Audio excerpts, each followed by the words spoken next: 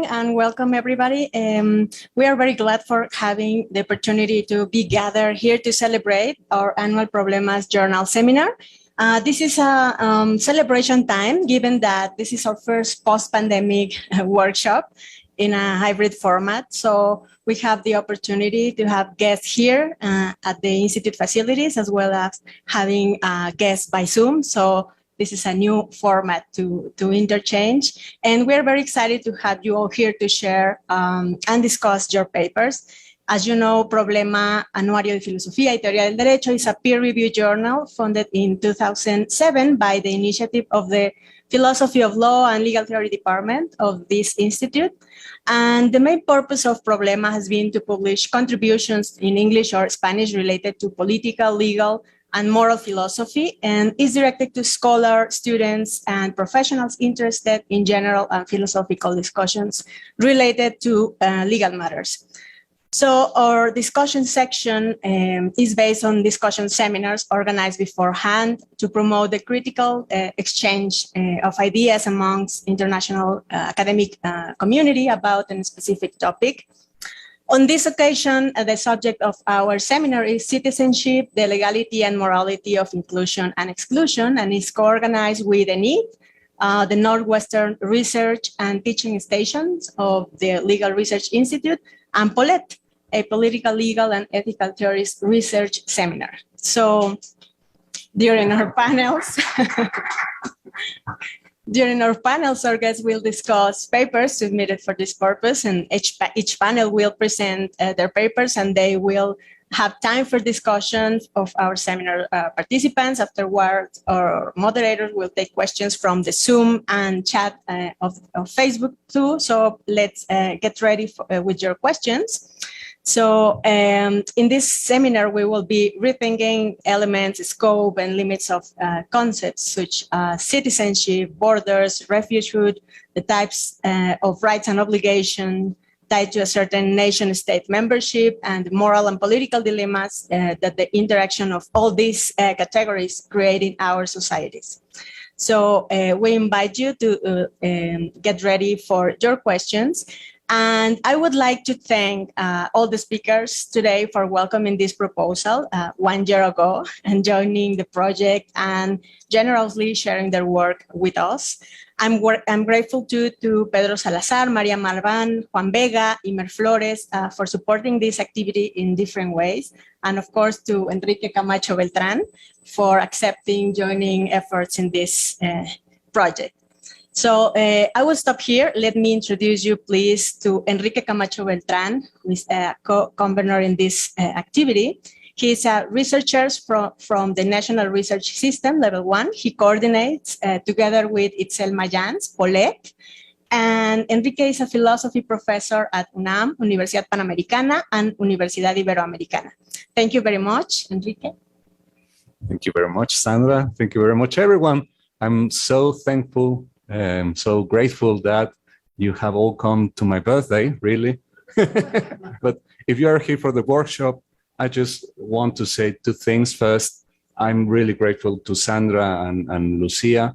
You have to know that if we are late or we suffer some delays, it's only because this is an effort that sustains only Sandra and Lucia. Problema is just two people. So they are really heroes in making Problema and things like this happen, just to people. And of course, the generosity of all the students in the back.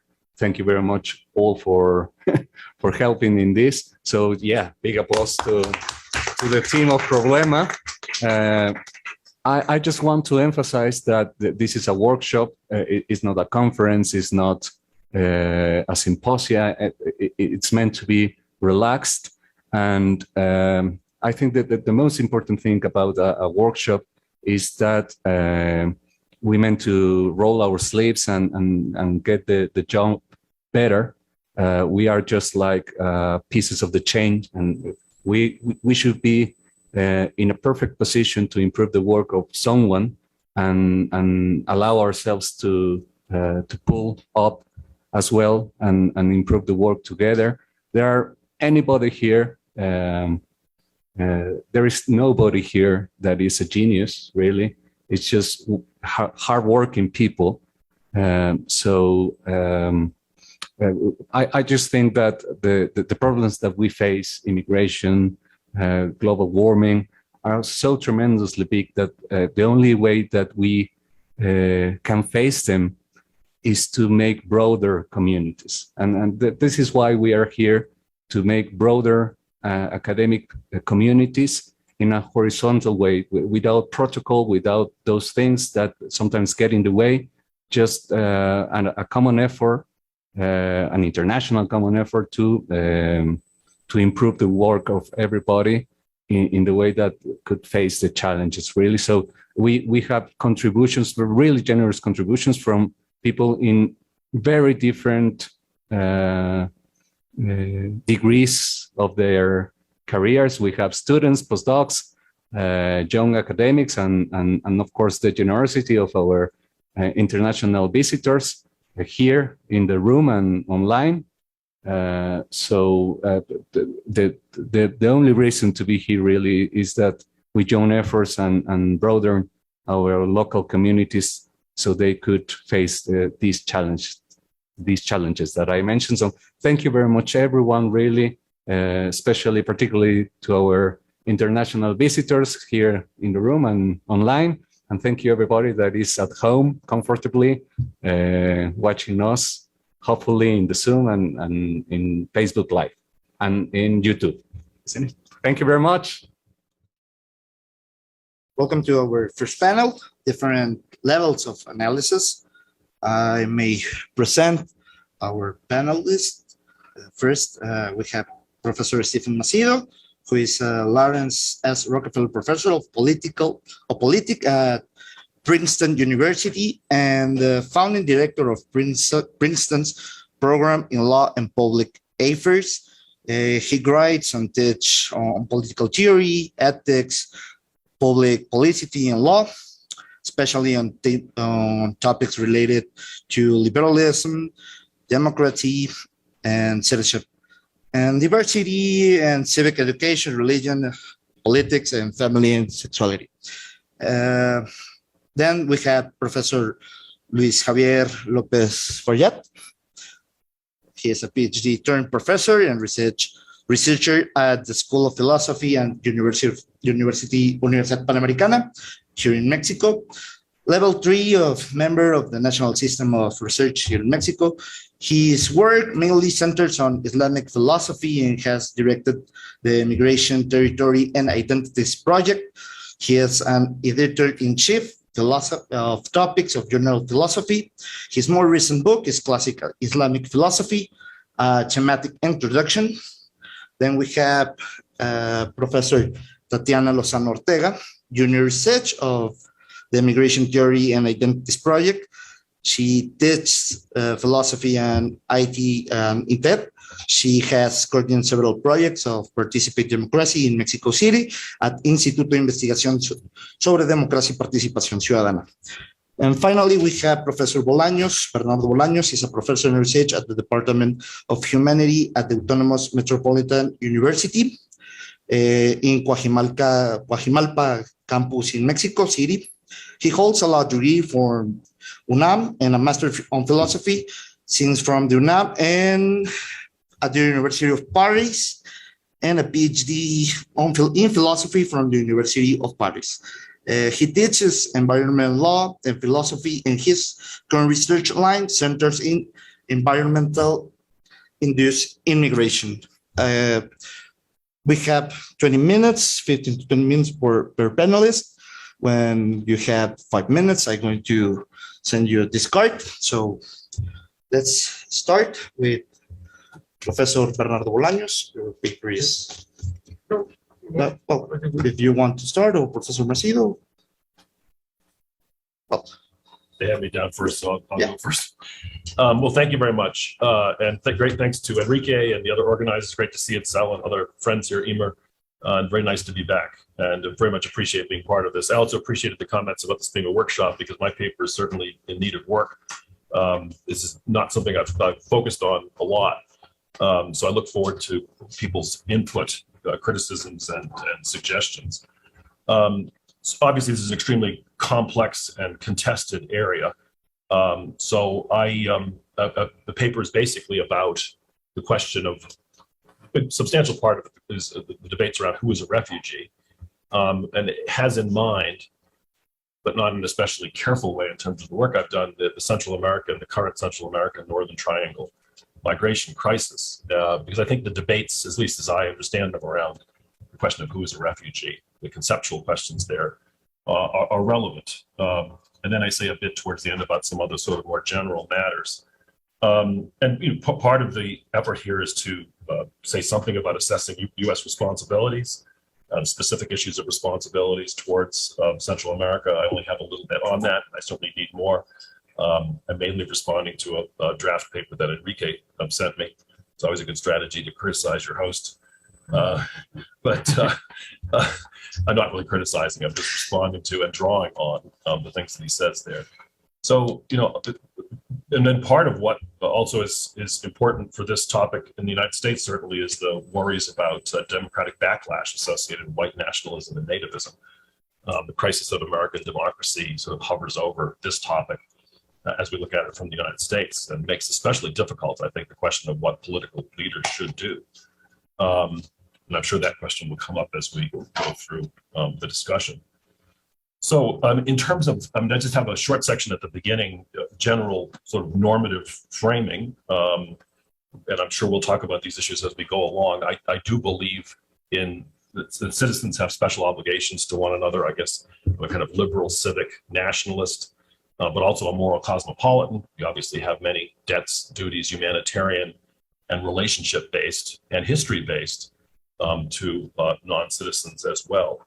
But I do think that the most powerful moral obligations of social equality, social justice apply among citizens, that they're part of the project of justifying our shared political institutions, which are comprehensive in their reach within political societies, the extent of the power we exercise over one another as citizens through governance, healthcare, childhood, family, child rearing, and so on, and regulation throughout our lives are very powerful. And so the principles of justice help make that whole system of law justifiable to everyone in Rawlsian terms, especially to the least well-off in society, we're the hardest ones to justify it to. So it seems to me that kind of strong egalitarianism comes out of that project, which is a project of justifying the shared institutions of a political community to one another. I think we do have very important moral obligations outside the political community and to non-members, but they're not the same. And I don't have as strong an egalitarian view as Alex does, for instance, in his excellent book, which I read yesterday with great pleasure. So I'll just leave the most general framing part there. Now, so there is a debate around the question of who's a refugee, and you all may be probably far more familiar with these topics than I am. I've used this for teaching purposes, and so the paper really just draws on material that I've taught, during the week undergraduate course. But the classic definition of a refugee in the 1951 Refugee Convention includes both alienage and persecution. So someone who has fled their country with a well-founded fear of persecution on the basis of a variety of specified grounds: race, religion, nationality, membership in a particular social group, or political opinion. So people who are persecuted by their own state on those grounds probably should be widened, obviously, and who have fled their country. And what they are owed, of course, is non-return, asylum, and if their claims are well settled, well-founded, well-justified, resettlement, permanent resettlement in another political community. An alternative for many people, given that the system has been overburdened by the lack of generosity on the part, or lack of justice, perhaps I should say, on the part of many states who are receiving people seeking asylum, has been placement in camps, UN refugee camps, which are large and overcrowded, and which many thousands, tens of thousands, hundreds of thousands, I guess maybe actually millions of people have now spent many years in. So the main theoretical debate, the philosophical debate here, has been around whether that 1951 convention is arbitrarily narrow. And I think the canonical piece, at least as my colleague Chuck Bites has told me, and sort of drawn on his work and sort of thinking about this is Andrew Shacknov, who in 1985 wrote that the 1951 convention is arbitrarily narrow because it reflects the European experience of persecution of Jews and Gypsies and others during World War II, and state persecution by a powerful state, the Nazi state. This also might have had the Soviet Union in mind, but it's arbitrarily narrow, reflecting that European experience. And so he draws on an alternative conception that's implicit in the international laws with the Organization for African Unity, just emphasizing that state frailty, not only state ferocity, as it were, might also put people in a position where they need resettlement. So he actually challenges both of those two prongs of the traditional 1951 conception, alienage and persecution. Persecution should not be required. If a state is simply incapable of satisfying citizens' basic needs, that should be sufficient, not persecution. Incapacity should be sufficient. State failure should be sufficient. And alienage should not be required either. Flight from the country. The crucial thing is that people can be helped where they are. So people might be still in the country that has failed or collapsed, that's incapable. But if we have access to them, that should be sufficient. So it's a much broader and much more need-based conception of refugeehood. So again, as I would put it this way, the three prongs in Shacknov's revised conception: people's basic needs not met, they have no remaining recourse other than to seek international assistance, so they need international assistance, and they're so situated that international assistance is possible. And on that broader conception of the Central American, and this is, again, look forward to your comments on all this, but it at least seems to me that on the broader conception, the Central American migrants might well qualify. They're fleeing violence stemming from illegal drug and drug cartel activity. They're not, I don't think, being persecuted by their state on those group-based grounds, but their state is perhaps in many cases incapable of providing them with sufficient safety and security. Feminicide and violence against women is one very prominent part of this. So they're fleeing those things, but they're not typically being granted a refugee status. I don't believe some of them are being granted temporary protected status, which has been a kind of fallback, which is a more temporary measure that doesn't qualify people for permanent resettlement. So one question that's raised by Shacknov's revised conception is, should we be simply widening the conception of refugeehood to include the Central American migrants and many others like them who are fleeing based on need or state incapacity? And in a lot of ways, of course, this seems like an attractive proposal. People's needs may be even greater if what they face is a failed state. Now, there's been some pushback, and in fact, I think there are serious reservations or concerns we should have about the wider conception. Matthew Lister and Thomas Pogge have both emphasized efficiency concerns, among other things. It's much cheaper to help people in place than to resettle them. Resettlement is more expensive, more cumbersome, and so on. And so if we focused on helping people in place rather than granting them refugee status, we could help more people. So that's one consideration. They've also mentioned the worry that widening the definition of refugee might encourage more people to flee, which might make the countries from which they're fleeing worse off in some cases. But the core principled case against Shacknov is this, which is that, and this is made by both Max Cherim and also by Matthew Lister, who I think both have good pieces on this. Their core defense of the definition of refugee is that it's persecution on those grounds, those 5 grounds, that irrevocably severs the relationship between state and citizens. That the normal relationship between state and citizen should be protection. Responsibility to protect is part of this doctrine in international law that reflects that. States should protect the fundamental interests of their citizens. But when states persecute groups of citizens on those kinds of immutable or very deep group-based grounds, then it has repudiated them in a very deep way. And so it's the people that are being persecuted by their own states on those sorts of grounds that have the most urgent need for the specific remedy of refugeehood, which is resettlement in a new community. They're the ones that really need resettlement in a new community. In other cases where you have state incapacity or state frailty, course, even state corruption.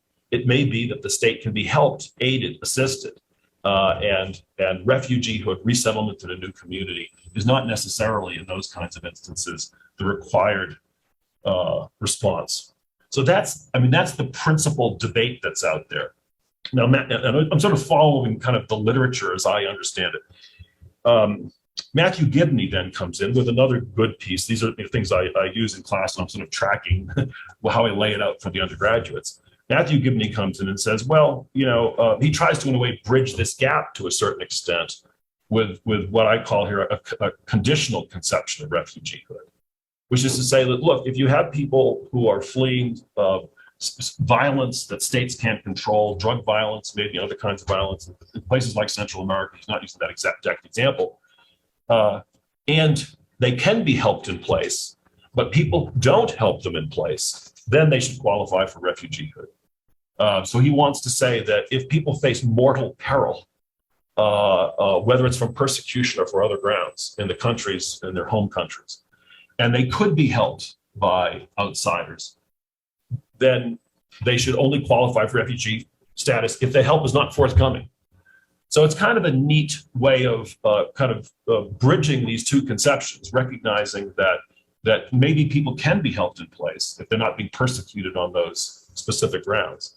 But if the assistance is not forthcoming from the outside, then they should qualify for refugee status. So it builds in an incentive for states with capacity to provide the assistance, lest the people that they're failing to help then qualify for refugee status and make those claims against them. So this seems to me a kind of a neat suggestion, which I call a conditional conception, a conditional broadening of refugee status. And, I think then the question becomes, which is the difficulty in all of these topics that we're talking about, is how not simply to conceive, of a good theory and a good way of thinking about who should be a refugee, but then actually to put it in place and get states to act upon it. So that's the tricky part. But at least it seems to me that Gibney here has done a nice job of laying out a conception that is promising, insofar as it can shape discourse and perhaps provide additional incentives for states to provide assistance to those places that are generating migrant flows, which is certainly something we should be doing. I mentioned then one other sort of general ground, which Gibney mentions in this article, an additional ground for thinking that states with capacity like the United States have obligations to admit refugees. He quotes Emma Haddad, a book that I haven't read the entirety of, but she refers to, and I think she may be drawing on Joseph Cairns in saying this, that refugees are orphans of the state system. I'll just quote her book maintains that the existence of modern political borders will ensure the constant recreation of refugees. Accordingly, that she regards the refugee as a contemporary concept that was made a permanent feature of the international landscape with the consolidation of modern states and state systems. So the existence of modern political borders ensures, she says, the constant creation of refugees. And that means that states are responsible for refugees, that the creation of the state system from which we benefit in people with states with capacity are, because of the creation of that system, which excludes some people, responsible for the creation of refugees. And I'm not sure I agree with that. It's an interesting move, which he talks about, but I don't think refugees are necessitated by the existence of the state system any more than orphans are necessitated by the existence of a family system. In both cases, there are cases where either the family or the political community in a particular instance is not functioning properly or has had some misfortune. But neither orphans nor refugees are necessitated by the very idea or the abstract idea of a state system or family system. So I just think it's wrong to say that they're created by the state system and that they're a kind of necessary part of a state system. It is also the case, however, that they are in some ways better off and in some ways worse off in the state than they would be in a state of nature with no states. They're worse off because there are boundaries that they now confront and cannot move as freely across the earth as they would have in the absence of a state system. 5 minutes, that's fine. Thank you. In other ways, they're better off because they might have access to a good state, to a functioning state, excuse me, that would make them better off. So I do think that the existence of the state system is among the things that, because we impose constraints on those who are non-members, and those constraints may be especially troublesome for those whose basic needs are not met. I do think the existence of the state system is one of the things, one of the ways that we are related to non-members, that we have created this system, we exclude them from it. And that is a ground for saying that states have obligations to these necessitous non-members. I agree with that. But let's just remember too, that insofar as what we're talking about is here the state system, those duties and obligations arising from the existence of the state system are diffuse. They're not claimable against any particular state. And they're also limited by cost considerations. And here we get into very abstract and sort of vague questions of what is our humanitarian obligation to those who are non-members, mutual aid, some level of assistance bearing a substantial burden, as Anthony Appia says, rather vague gestures towards doing our part. I like the idea that states should do their part to address the system, but there is a cost ceiling after which states may say we've done our part, we've done enough. But I do think the existence of the state system is among the things that generates general obligations up to a point, and we should be doing our part, and we should be doing more. So that's most of the structure of the paper, and then I'm just going to say a couple of words in conclusion because I don't really have that much to say about it in the end about the specifics, and others will have more to say about this. The specific obligations that then arise because of U.S. responsibility for the situation in Central America. And obviously the two things that get discussed most are climate change, to which the United States and many other developed and developing countries have contributed. And that's part of what seems to be causing the destabilization and trouble with agriculture in that part of the world.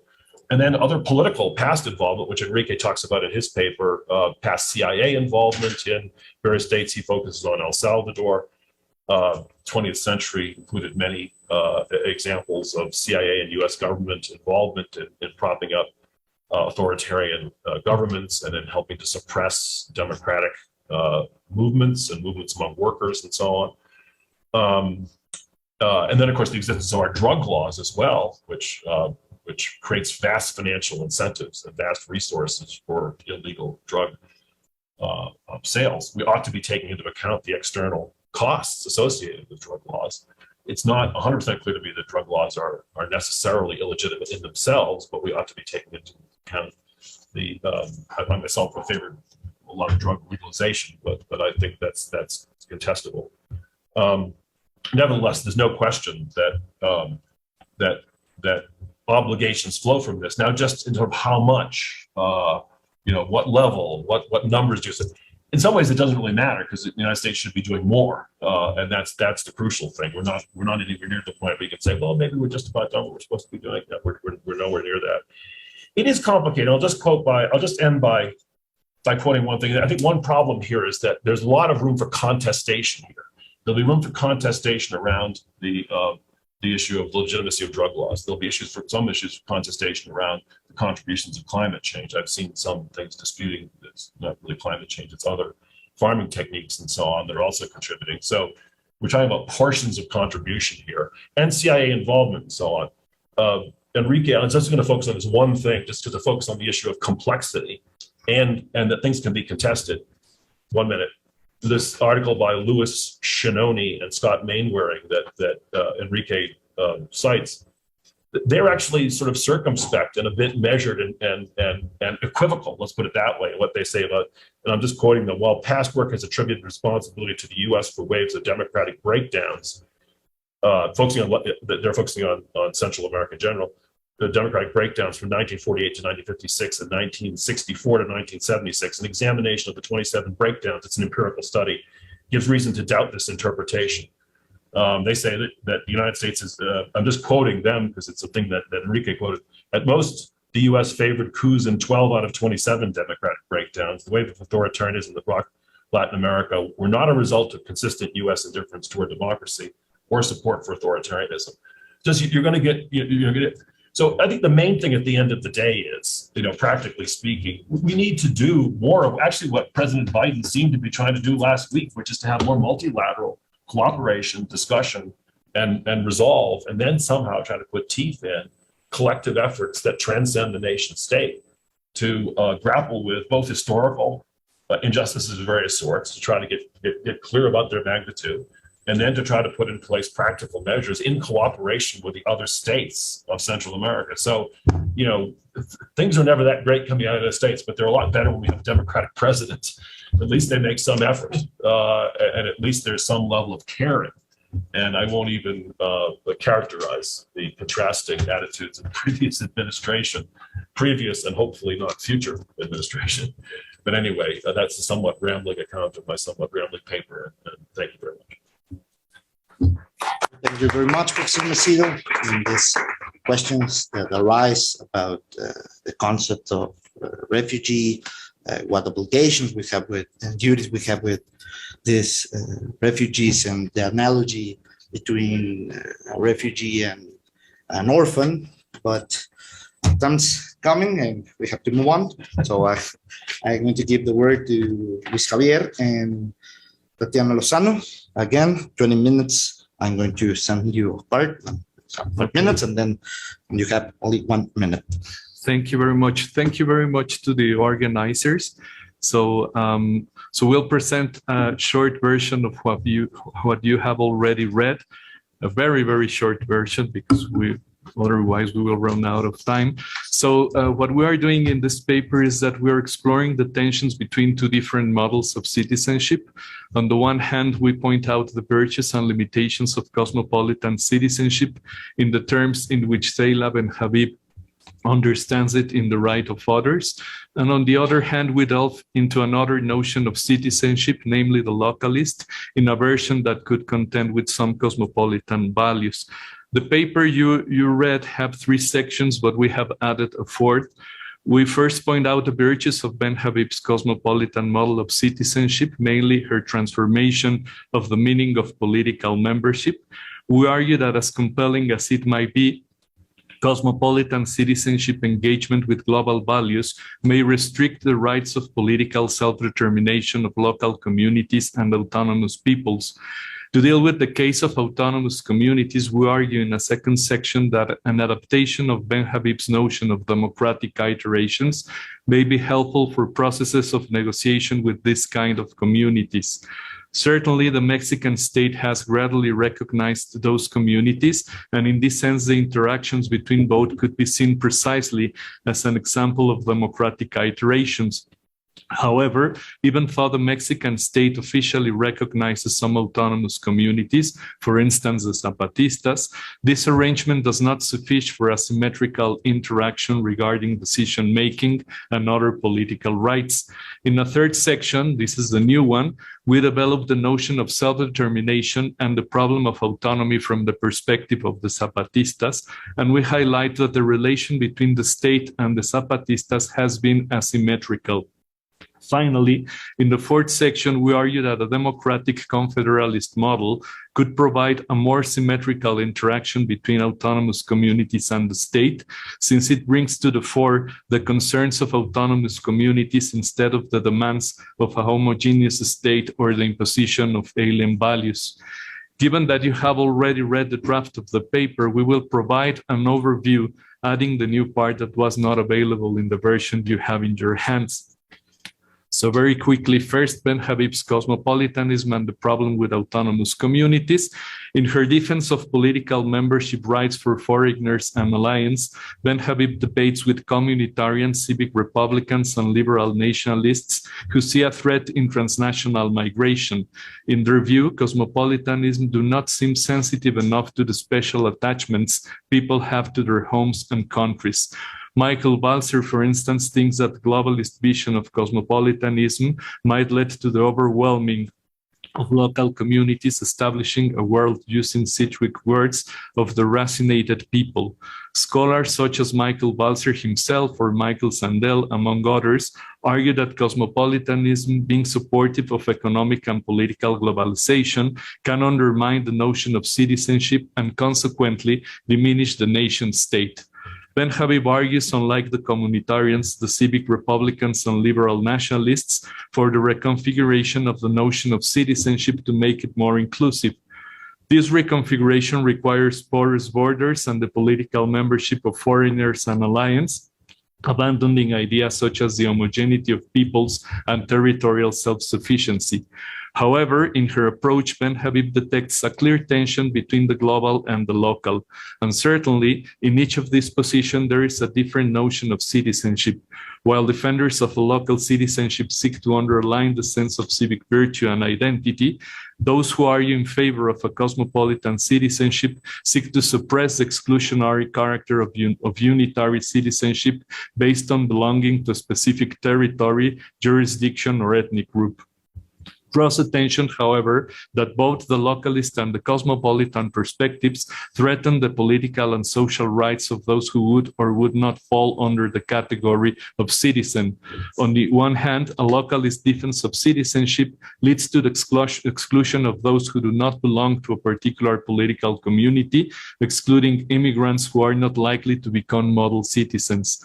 On the other hand, under a defense of cosmopolitan citizenship engaged with global values, there is a risk of restricting the rights of political self-determination of local communities and autonomous peoples. In this last case, the effect of the cosmopolitan model upon autonomous minorities could be like the effect the nation-state model has upon autonomous communities. Both models would abstract away the political rights of those minorities, imposing on them a kind of citizenship far removed from the political and cultural values of their own locality. For instance, Mexican autonomous communities, the Zapatistas and other indigenous localities, for example, are an example of how, by including the members of these communities within the category of Mexican citizen, the Mexican state intends to exclude them from the right to exercise citizenship in their own terms. The imposition of a unitary form of citizenship could cause those who defend their local citizenship to lose the civic virtues that their authentic citizenship entails, to make them adopt an abstract, outlandish, and alienating form of citizenship. If, as the nation-state model does, the cosmopolitan model intends to impose political and cultural values alien to autonomous minorities, we will find similar difficulties. Despite the contrasting goals in the cosmopolitan model of citizenship and the local model of citizenship of autonomous communities, they share something in common. Both maintain that the category of national citizenship supported by the nation-state system is no longer adequate to respond to the challenges of the global world or to the demands of autonomous minorities, respectively. While Ben Habib argues that the modern state system fails to respond in an effective way to transnational migration, in general terms and similarly, the nation-state system has failed to factually recognize autonomous communities. In many cases, autonomous communities perceive national citizenship as a state-imposed membership that does not recognize their autonomy, political self-determination, and their practice of citizenship strongly linked to values and culture of their own locality. But simply, as we will explain, the notion of citizenship within autonomous communities could be widely different from citizenship imposed by the state. So Second, as can be seen, local citizenship as understood by autonomous communities could be troublesome for Ben Habib's cosmopolitan model and even for Balcer's version of local citizenship. We think, however, that an adaptation of Ben Habib's democratic iterations could be helpful for dealing with the case of autonomous communities. Democratic iterations, as Ben Habib understands them, have at least two drawbacks. On the one hand, democratic iterations take global principles and norms as a basis without questioning their legitimacy and adaptability to all contexts.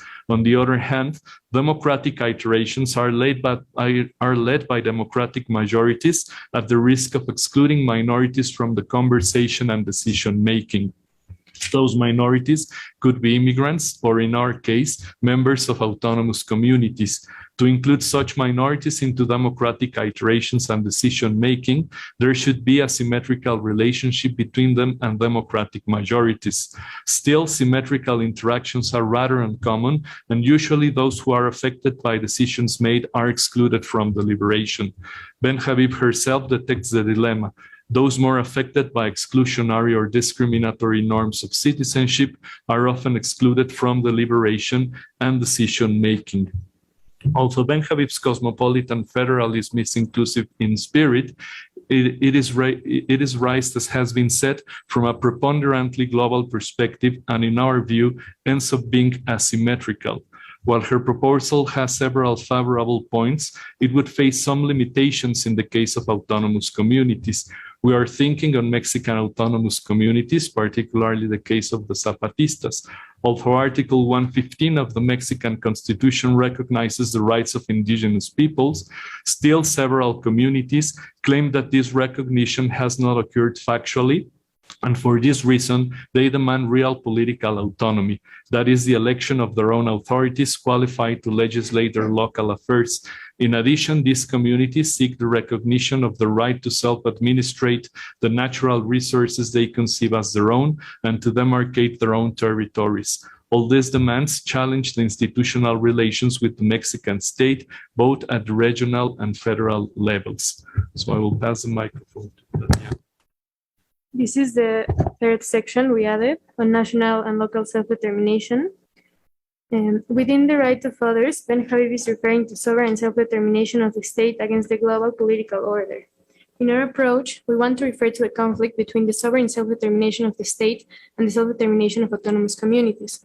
If we were to consider a general view on political self-determination as the right of a community to govern itself independently, both forms of self-determination, the states and the communities, would be irreconcilable under the current federalist subjection of autonomous communities to the state. The conflict seems inherent to federalism since it comes from the interposition of two different sovereign entities. Generally, sovereignty is attributed to nation-states with no acknowledgement for the sovereignty of the peoples within those states. As we will see, a state population is not usually a properly unified people since diverse and plural communities integrated. These diverse communities unite as a polity when they authorize their shared government. That is not the case for autonomous communities where the state's government is an imposition over their own political institutions. Here, we're making the claim for the right to political self-determination of those communities with well-established forms of cooperation and governing, working outside of the state's institutions but subjected to its jurisdiction. Mexican autonomous communities, specifically the Zapatistas, Cherán, and many indigenous communities or nations, have built solid political institutions that could be understood as a form of democratic communitarianism.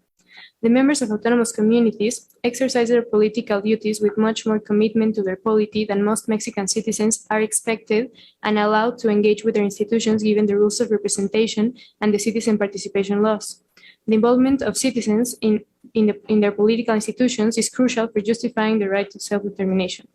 According to Anna Steele's, peoples, communities, should enjoy self-determination, I quote, only when members engage in institutionalized political cooperation and come to value that cooperation, end of quote. Such engagement should give the community's members a status as makers of their own institutions, meaning they should be involved in their creation, reforming, and their functioning. From this perspective, it would be more accurate to consider the members of autonomous communities as peoples, united with shared responsibilities toward common goals, than to consider the citizens from any Mexican city as peoples with political agency. It seems that the legitimacy the urbanites grant to the Mexican government through electoral participation is, in most cases, their ultimate political engagement, by contrast with the active participation in smaller communities. Through the notion of Mexican citizen, the state presupposes a sort of imaginary homogeneity to designate its members and to grant them certain rights. The notion of citizen specifically allocates and bounds their political rights as one is a citizen in her relation to a given constituency. The political rights granted to Mexican citizens by our legislation are largely aimed to constrain all political engagement to electoral participation and the recently added popular queries, consultas populares. Historically, the Mexican government has showed a noticeable exclusion of its citizens from decision-making. Some members of autonomous communities seek to detach themselves from the notion of Mexican citizen since they belong to legitimate self-determined polities and they do not see themselves as members of the Mexican state. As autonomous communities have fought for their recognition and autonomy, the Mexican state has only granted them recognition as a form of pretended autonomy. While the legislation recognizes the existence of many autonomous communities, many communities and nations consider that it is not enough for an authentic regime of autonomy since it does not liberate them from the state's intervention in their political institutions and territories. It also fails to acknowledge them as collective agents with a specific juridical situation. Instead, this form of autonomy grants them a limited catalog of rights, primarily focused on freedom for exercising their customs and habits. Mexican government conceptualizes autonomy as jurisdictional autonomy within the state's jurisdiction. According to Héctor Díaz Polanco, that is, I quote, a special regime that shapes a government of its own, self-government for certain communities, which thus choose authorities from the members of the community, exercise legally attributed powers, and have minimal powers to legislate about their internal life and for the administration of their affairs. End of quote. From the Mexican government's perspective, autonomous communities become such as a way of belonging to the state and subjecting to its jurisdiction under special conditions. Autonomous communities are granted limited jurisdictional and administrative powers over their territories, not autonomy in a sense that would grant them self-determination. On these grounds, the regime prescribed for the autonomy of communities inside Mexico only grants them autonomy as an external aspect of their relation to the state. This regime does not recognize that autonomy is the internal manifestation of self-determination. Out of these conflicting views on autonomy, namely the external aspect recognized by the Mexican legislation and the internal aspect consistent with the right to self-determination, the Zapatista communities and other indigenous nations have argued that the state's tolerance of their particular customs and habits does not factually acknowledge their autonomy, and therefore it violates their political rights.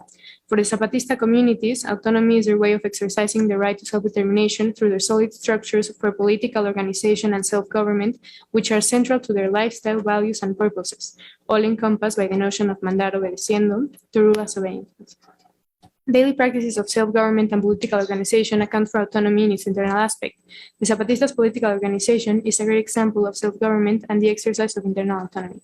As the Mexican state signed agreements, Acuerdos de San Andrés, for the constitutional recognition of their autonomy, it has not acknowledged the right to self-determination through a juridical reform. Therefore, these communities exercise their autonomy as a form of rebellion. The Acuerdos de San Andrés are an example of what we previously described as asymmetrical democratic iterations. This would be a case in which the state has taken advantage of its privileged position, disregarding the demands of minorities by not legislating accordingly. Both the self-determination of the nation-state and that of the autonomous communities denote an external aspect, namely the right to govern the state or the community free from external intervention, and the internal aspect considering the people's right to rule themselves based on their values and priorities. The actual activity of self-government takes place within the Mexican autonomous communities, accounts for the internal aspect without the acknowledgement for its external aspect. From a strict perspective on self-determination through the current legislation and federal arrangement, it seems that the community's right to be free from the state's interference would collide with democratic's majority rights to choose a government ruling over the territory as a whole. Perhaps Ben-Habib's federal cosmopolitanism and her democratic iterations could be adapted to contain this kind of conflict. However, if the cosmopolitan model were adopted, asymmetrical relationships should be prevented. This implies that, other than universal human rights, no values or interests should be imposed. If we adopt Ben-Habib's cosmopolitanism, we would need to face the fact that autonomous communities, as we already said, would find it difficult to accept global values. To deal with the case of Mexican autonomous communities, we shall introduce the notion of democratic confederalism. In general terms, democratic confederalism strengthens the participation of minorities. In our case of autonomous communities, recognizing the very notion of autonomy and limiting the imposition of values and political conditions from external agents such as the state or democratic majorities. Just as Ben-Habib's cosmopolitan model defends the political membership for foreigners and aliens, it must also consider alternatives for coexisting with legitimate forms of localism. Ben-Habib's cosmopolitan federalism is open to multiple iterations, from which even the localist conception of citizenship can be discussed. However, for the case of autonomous communities, to which we have referred in this article, we think, as mentioned previously, the democratic confederalist model is more functional. The model we propose is inspired by the controversial Kurdish militant Abdullah Öcalan, who formulated the political concept of democratic confederalism as a solution for the recognition of Kurdish nationalism. An adaptation of his notion of democratic confederalism proves helpful to strengthen the participation of autonomous communities, recognizing their self-determination and autonomy. Democratic confederalism rejects centralism and the imposition of dominant cultural and sociopolitical values, whether these values are those of the nation-state or those of the global world. As is the case with cosmopolitanism, democratic confederalism is open to commitments that concern heterogeneous social structures. Furthermore, it proposes an equitative coexistence between local political communities, and it is against any kind of centralism or imposition of dominant cultural and sociopolitical values. To some extent, democratic confederalism shares some values with cosmopolitanism insofar as both are against the idea of peoples as unitary and homogeneous entities, and both conceive a heterogeneous and inclusive society.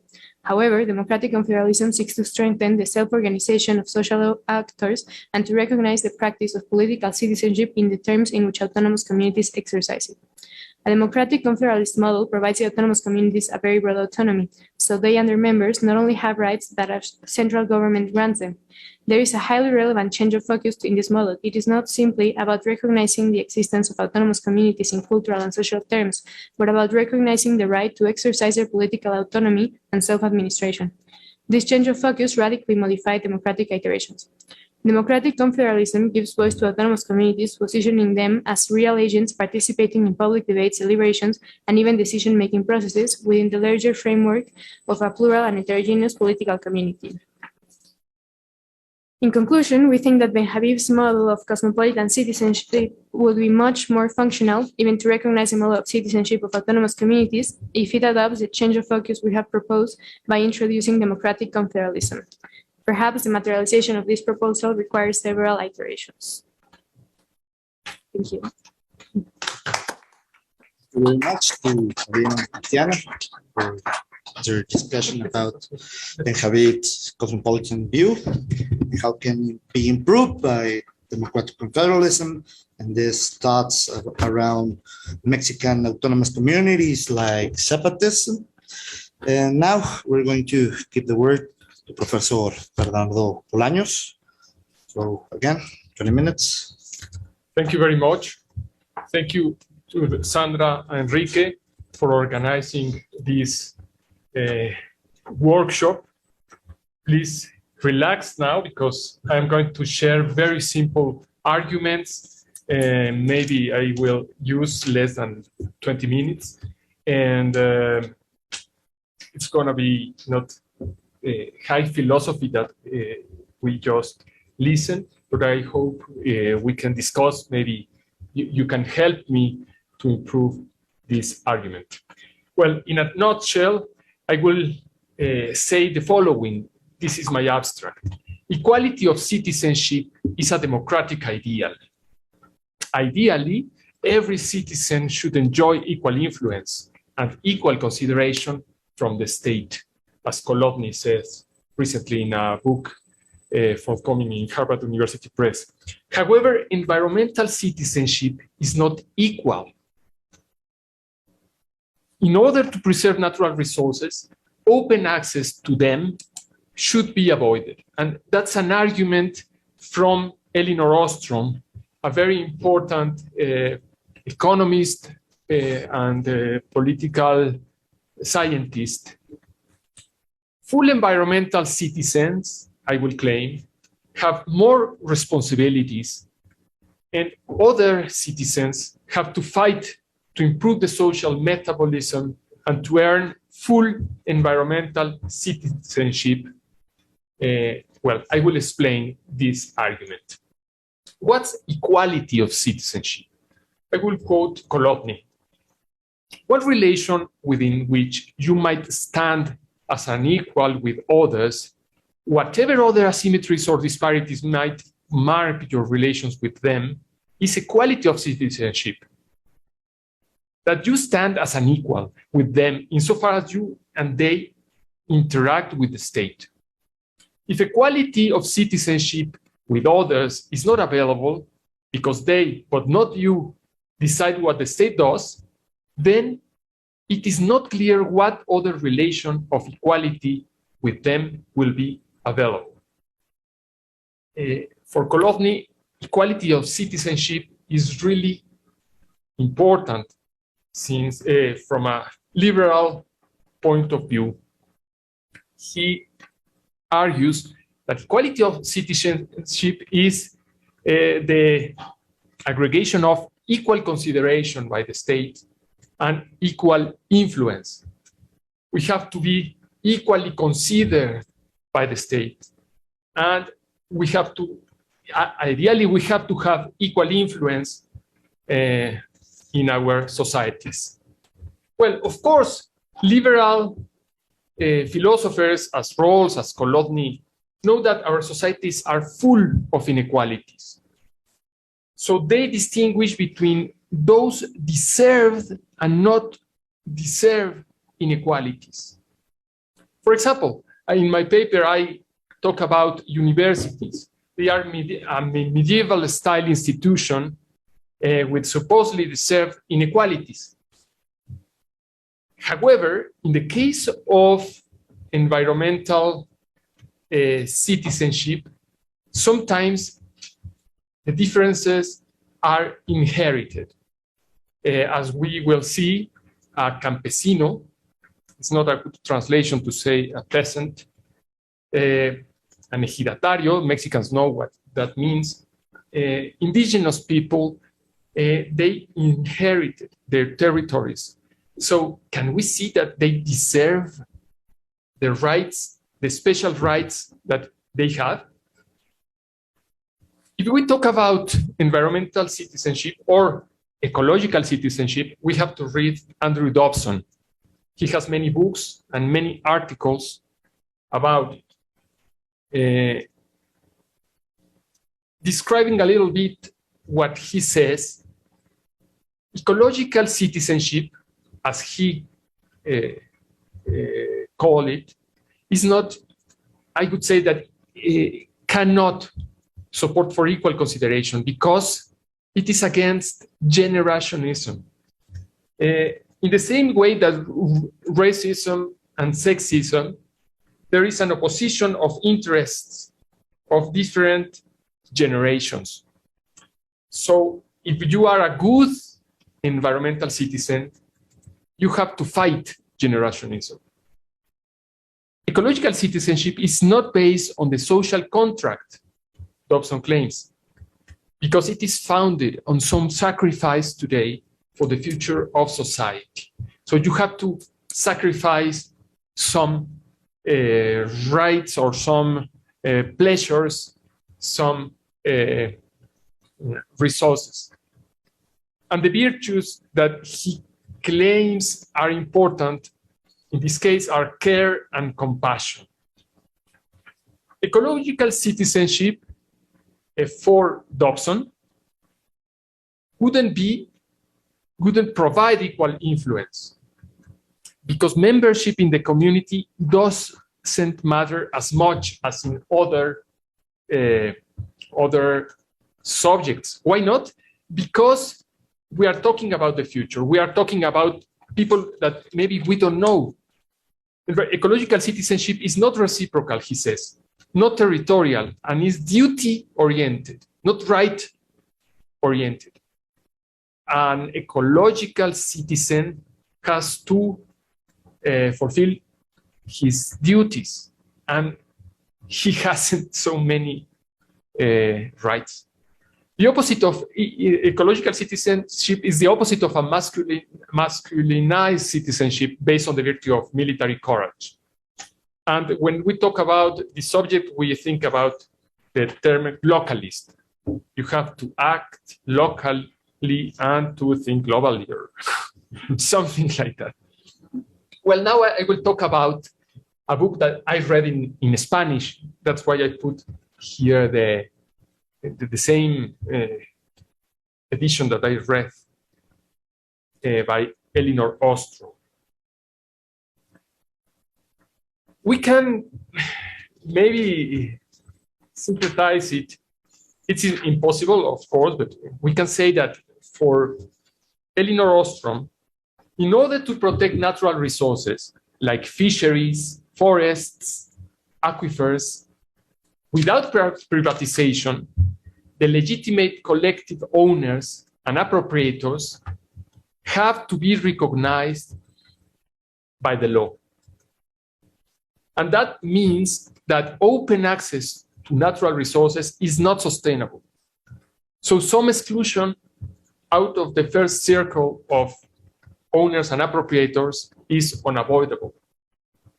And to prove that my reading of Ostrom is not artificial, you can read the 8 rules for managing the commons that she gives. First, commons need to have clearly defined boundaries.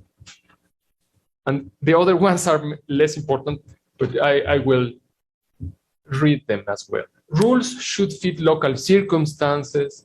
Participatory decision-making is vital. Commons must be monitored. Sanctions for those who abuse the commons should be graduated. Conflict resolution should be easily accessible. commons need the right to organize. Commons work best when nested within larger networks. We can discuss them because I teach sometimes this with this book, so I can explain some of them.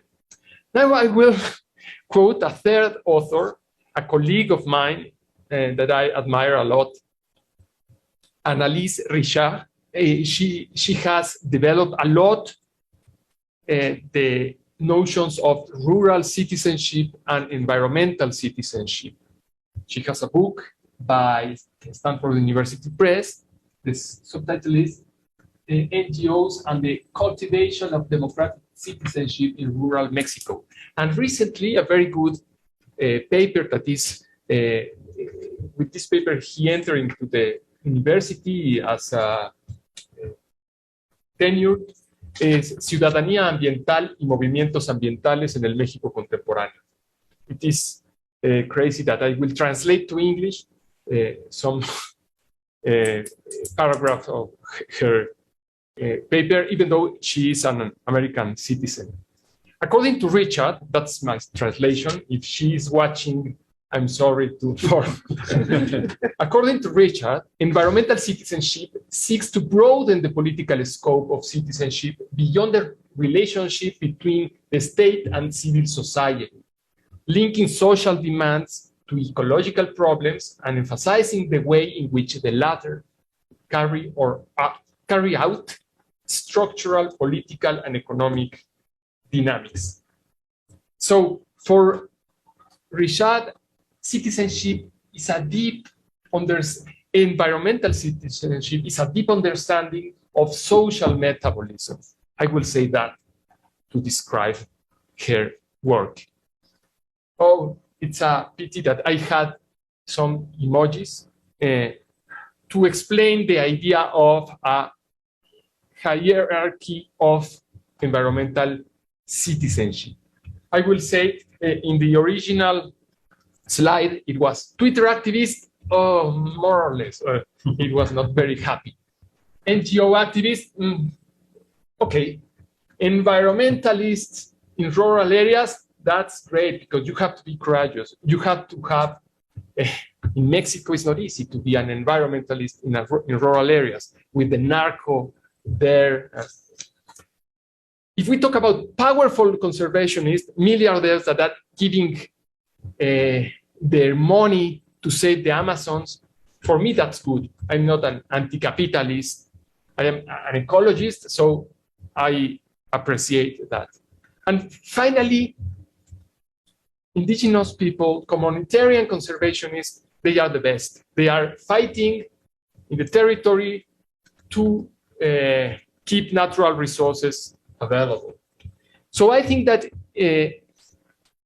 society has already this hierarchy of environmental citizenship in mind. And I describe it with some images. We see in the top of the slide some environmentalists that were killed in Mexico in recent years, fighting for forests, animals, etc. We see also Jeff Bezos, we pronounce, I don't know how to pronounce it, but he has Amazon and he is apparently giving money to the Amazon, etc. Well, to illustrate the idea, I also tried with this image showing that in the top of the pyramid, there's communal owners. We have also individual owners, powerful individual owners. And we have people that are not owners, rural citizens, urban environmental activists that are tweeting, and that's good, but it's not enough. And the difference between them is that are more resilient those living in the countryside and fighting for ecosystem preservation, and they are more, we are more vulnerable here in the cities, and that would be the difference between us.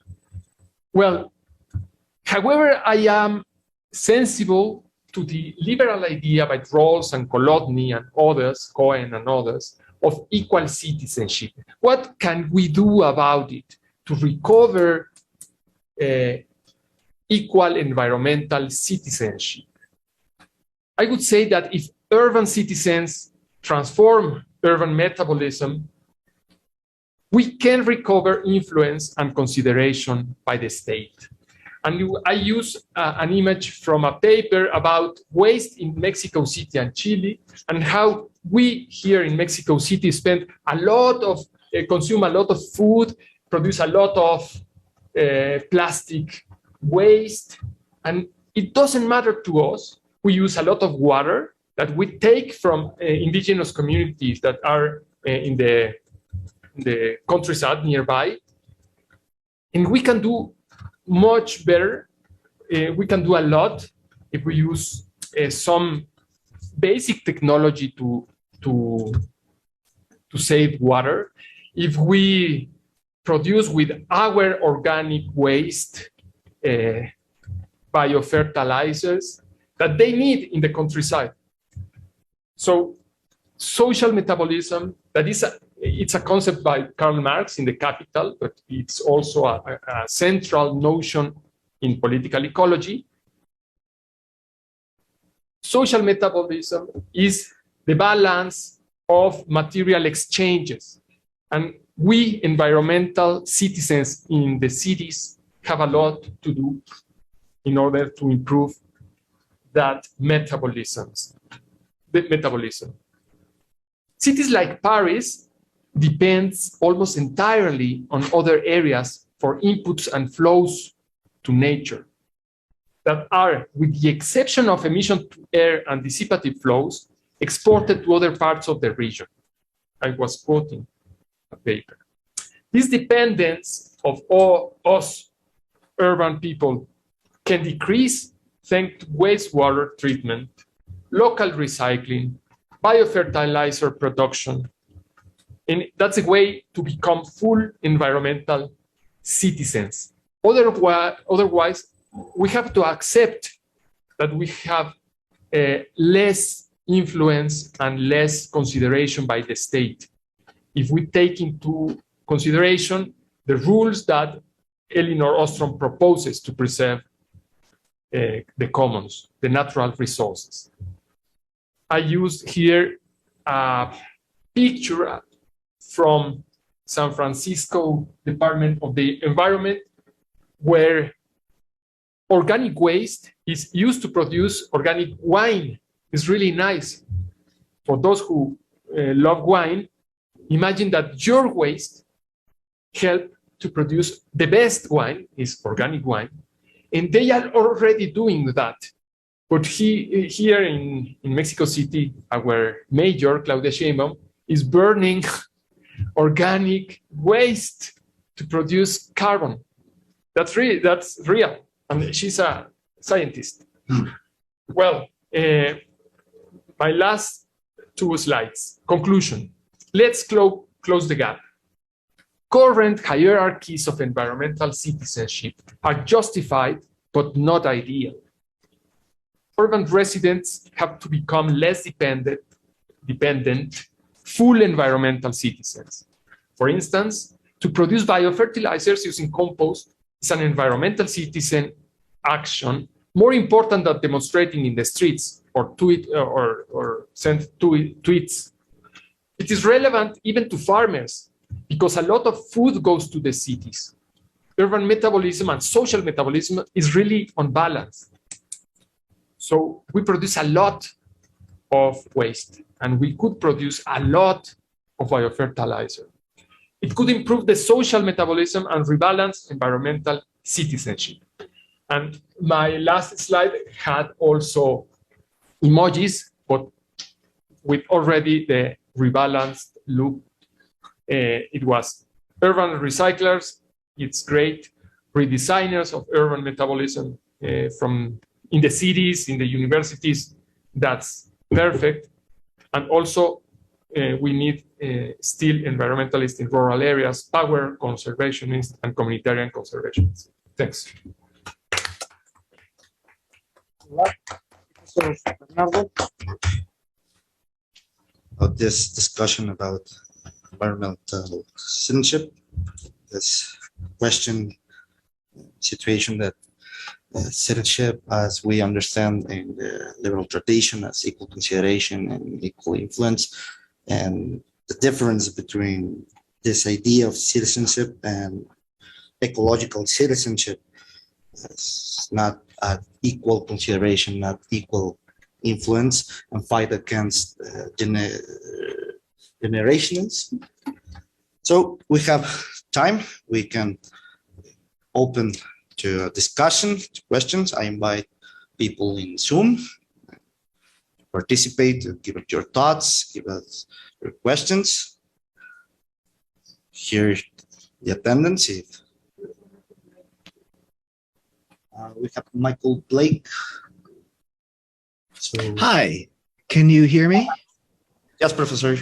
Hi, good.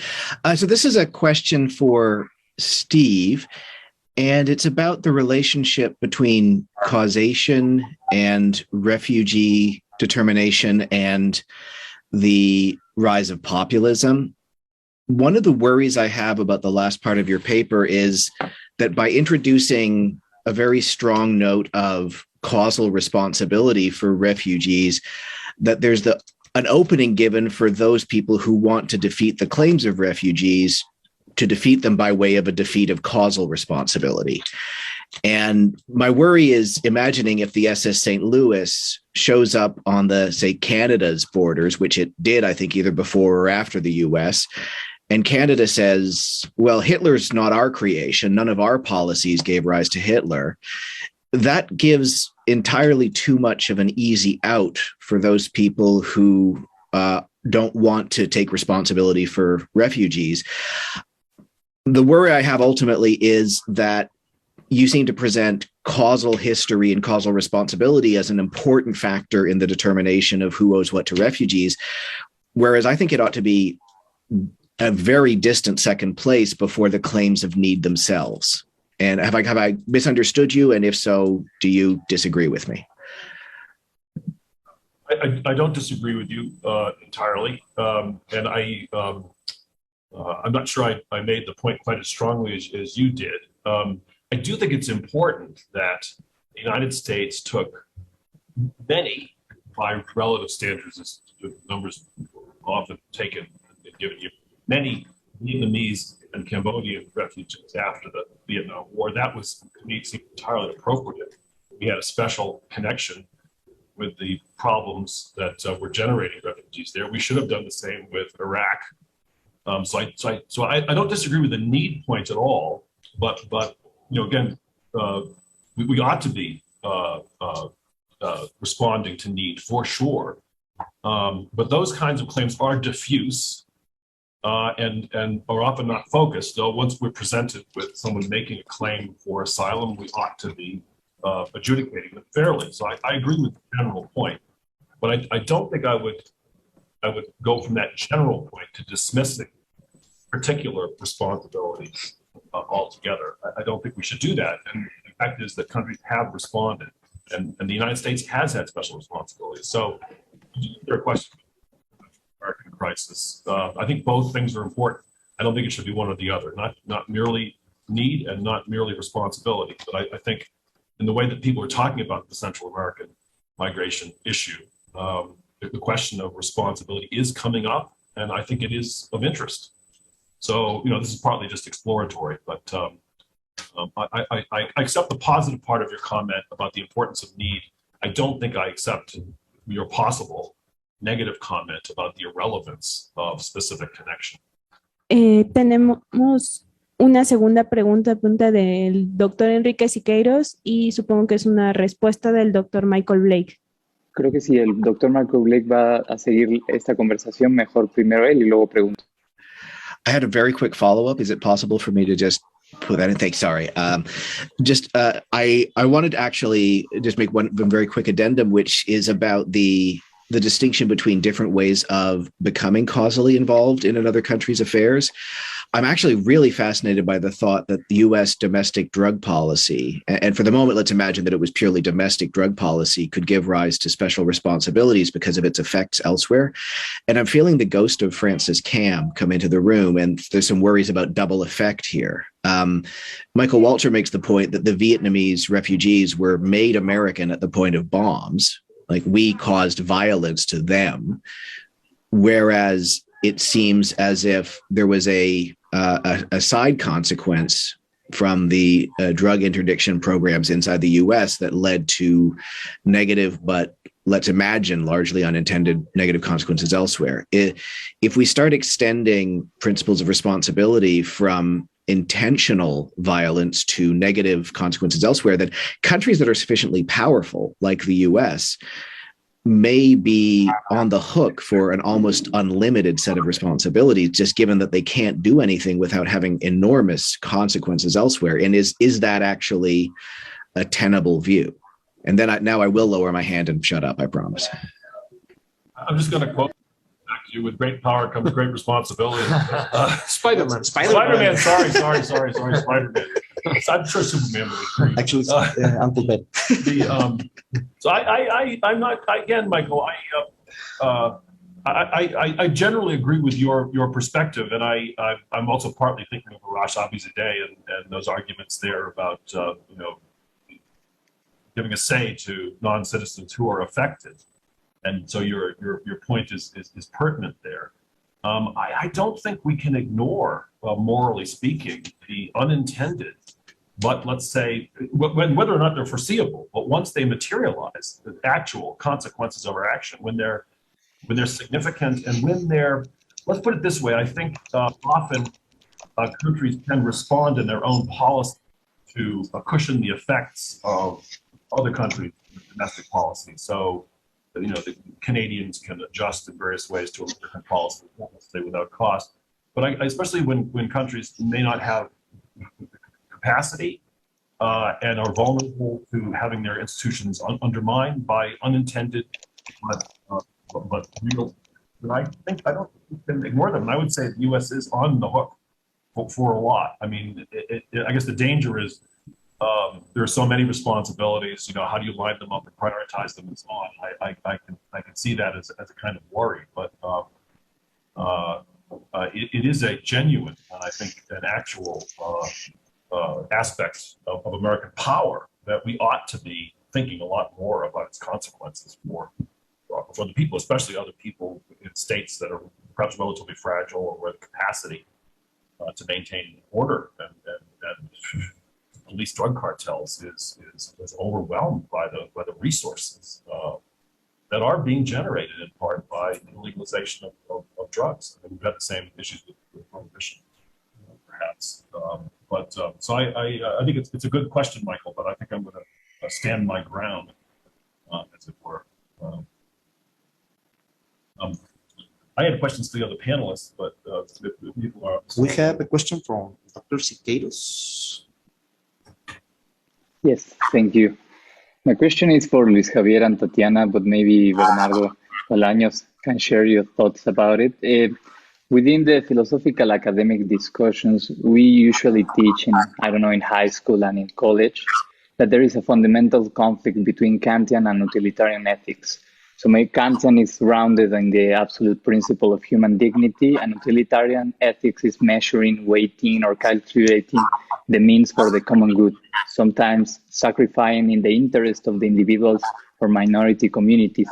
Now, in the tension between localism and the cosmopolitanism approach, according to Ben Habib and her analogy of democratic iterations, do you think that she would see a problem in defending Kantian ethics and at the same time weighing and calculating advantages and disadvantages and taking account the specific characteristic of citizens like vulnerability, as Bernardo addressed, and also maybe a hierarchization of human rights to make the best possible trade-off outcomes, understanding that we cannot always have absolute respect for the absolute moral principle of human rights? I don't know if you understand my question. Thank you very much for the question, Enrique. Yes, of course, I think there will be a tension between this Kantian notion of ethics and utilitarianism. And I think that precisely what we are trying to argue is that in this democratic iteration, sometimes we should act very utilitarian way, but sometimes we will need to respect, but firstly, the dignity of human beings. So that's what exactly we're trying to point out, that democratic iterations could be a way to fight against this kind of tensions. But we don't think that we should only accept one ethical model. So our proposal at the end of the day is to consider all these kind of tensions, and perhaps with respect to specific problems, sometimes we have to act according to Kantian criteria, according to utilitarian criteria. And but of course there's a tension there, and I think there's a tension in ethics in that respect. I understood the question, but I'm sorry, I have to think about it. It's a great question, but I don't know enough about Ben Habib theory. I will just read and think about your discussion. Thank you. Thank you very much. We have a question here in attendance by Professor Xavier. I think Stephen had a question he wanted to. Go ahead. Okay, I'll go. I just wanted to say I really enjoyed all three of these talks, and I have a lot of questions for everybody, but I think this one's going to be mainly directed to Luis and Tatiana, but I think it actually connects to Bernardo's project in some ways. And I'm really interested in the question about, what would a cosmopolitan model of citizenship be? Because I don't find that actually all that clear, what we would think about for citizenship from a cosmopolitan perspective. And I think often we have a very kind of thin and kind of vague idea that's not all that plausible. Now, what I really loved about your project is this focus on autonomous communities, because I believe any plausible version of cosmopolitanism has to make a place for autonomous communities, so they have significant self-determination. And I'm really looking forward to thinking more and learning more about your model of democratic federalism here, and thinking about that. But here's my question, and I think it connects to Bernardo's work as well. You were talking about Ostrom, and this idea that commons nested in larger structures, and how to figure that out. And so one of the things I've noticed about the Zapatistas and indigenous communities more generally is they're not only local, but they're also connected in international and global networks. And so if you go to any of the the UN organizations, or World Trade Organization, that sort of thing, you see significant solidarity between indigenous communities. And then also you see in local activism, you go to the North Dakota pipeline in, United States, and you see Mexican indigenous communities, involved in activism. So I guess what I'm wondering is, how does kind of these global and international networks among autonomous communities, fit into your model? And, how does that connect to cosmopolitanism? Thank you very much for the question. Yes, of course, we need to think more about what you are mentioning, because of course we know that the Zapatistas community and many indigenous community are very known everywhere, and people in United States and Europe and everywhere has been very supportive with them. But I think that sometimes that kind of support sometimes do not consider exactly the precise situation that this kind of communities are going through. And that's what we were trying to emphasize here, that sometimes this there is this sort of a superficial recognition, even in Mexican laws, that they say that it recognize these communities. But of course, that kind of recognition creates a lot of tensions, because as we were explaining, these communities have their own local organization, their own local identities. They feel like the territories of their own, that natural resources should be administered by them, and of course that's very problematic for the Mexican government in this case. So I think, of course, that this kind of global, that curiously, these local communities have taken advantage of this kind of global connections. That was very interesting since the origins of the Zapatistas communities. And I remember that at the beginning, Subcomandante Marcos gave an interview to Regis Debray, the philosopher, and that was very interesting because he had a very strong position, especially among intellectuals. So I think that's very helpful to get people from other countries involved in the kind of situation. But I think that we have always two kind of scenarios: the one that it's going on in the public sphere and in this kind of very well-known discussions everywhere, and a lot of very interesting and popular books. But at the same time, we have the real problem inside. And of course, we're trying to argue for the recognition of autonomous communities. But of course, there are other kind of problems inside the autonomous communities that could be problematic, for instance, for human rights. I don't know, inside these communities, sometimes there are practices that involve violence against women that are very conflictive. So that's why we're trying to find this kind of balanced way using the democratic iterations in order to recognize what kind of practices or customs could be recognized as legitimate practices, and which practices could be very problematic when we try to interact with these communities. So I think these global connections help for making people know the problems, but I would be very careful with the kind of information that circulates because sometimes there is also an idealization of this kind of autonomous communities, and that's not very helpful sometimes. So would you like to summarize? Yes.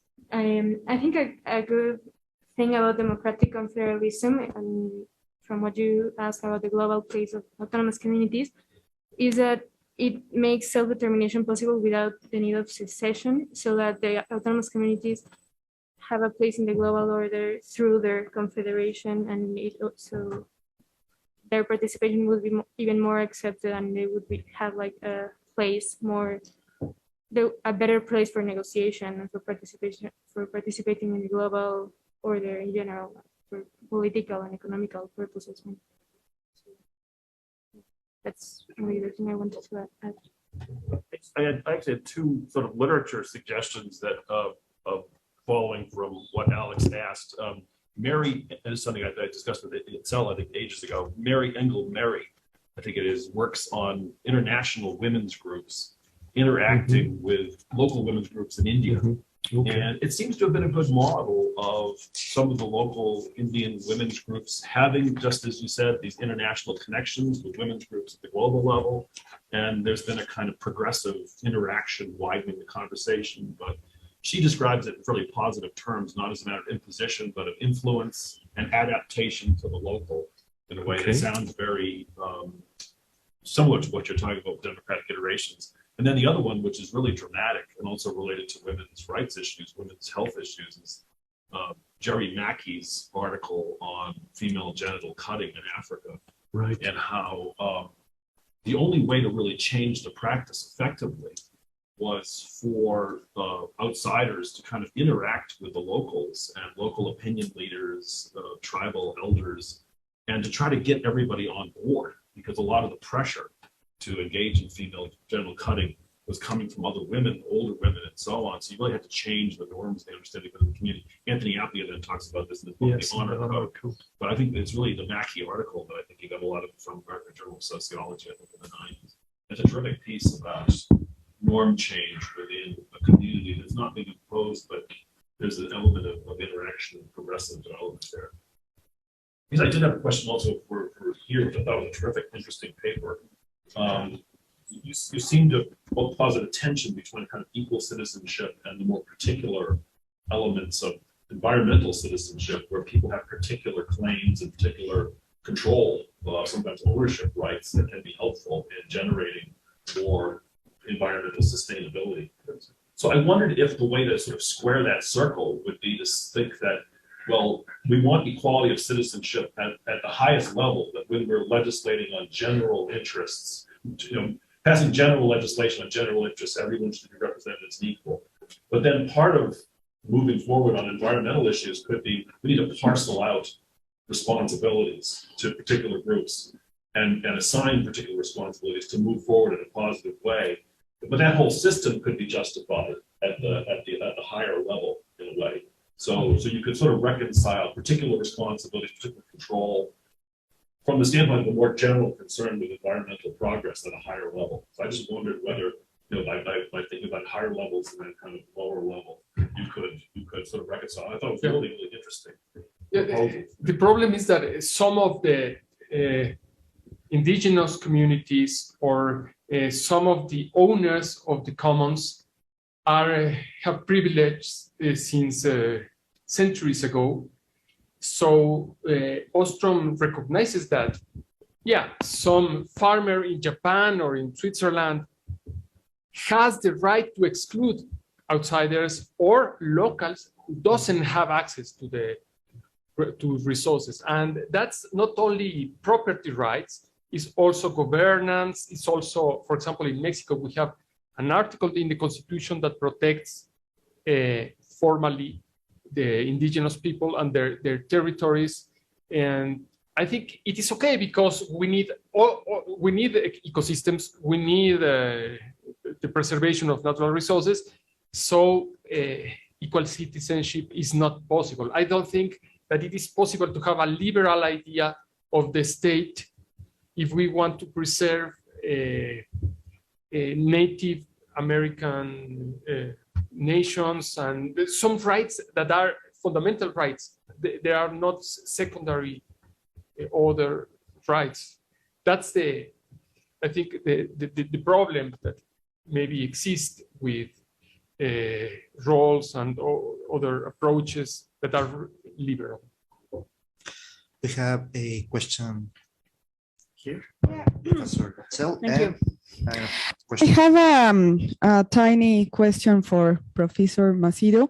I was wondering when you mentioned that there are some states that lacks capacity, but they have not renounced their their standing in society. No, I was wondering what you really think about standing in society, because it is true that in these countries, such as Nicaragua,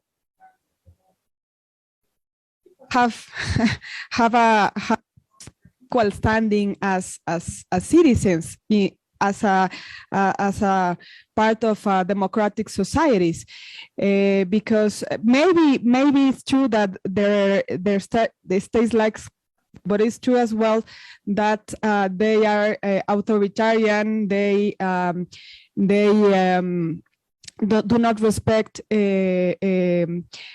rights, no, humanitarian rights.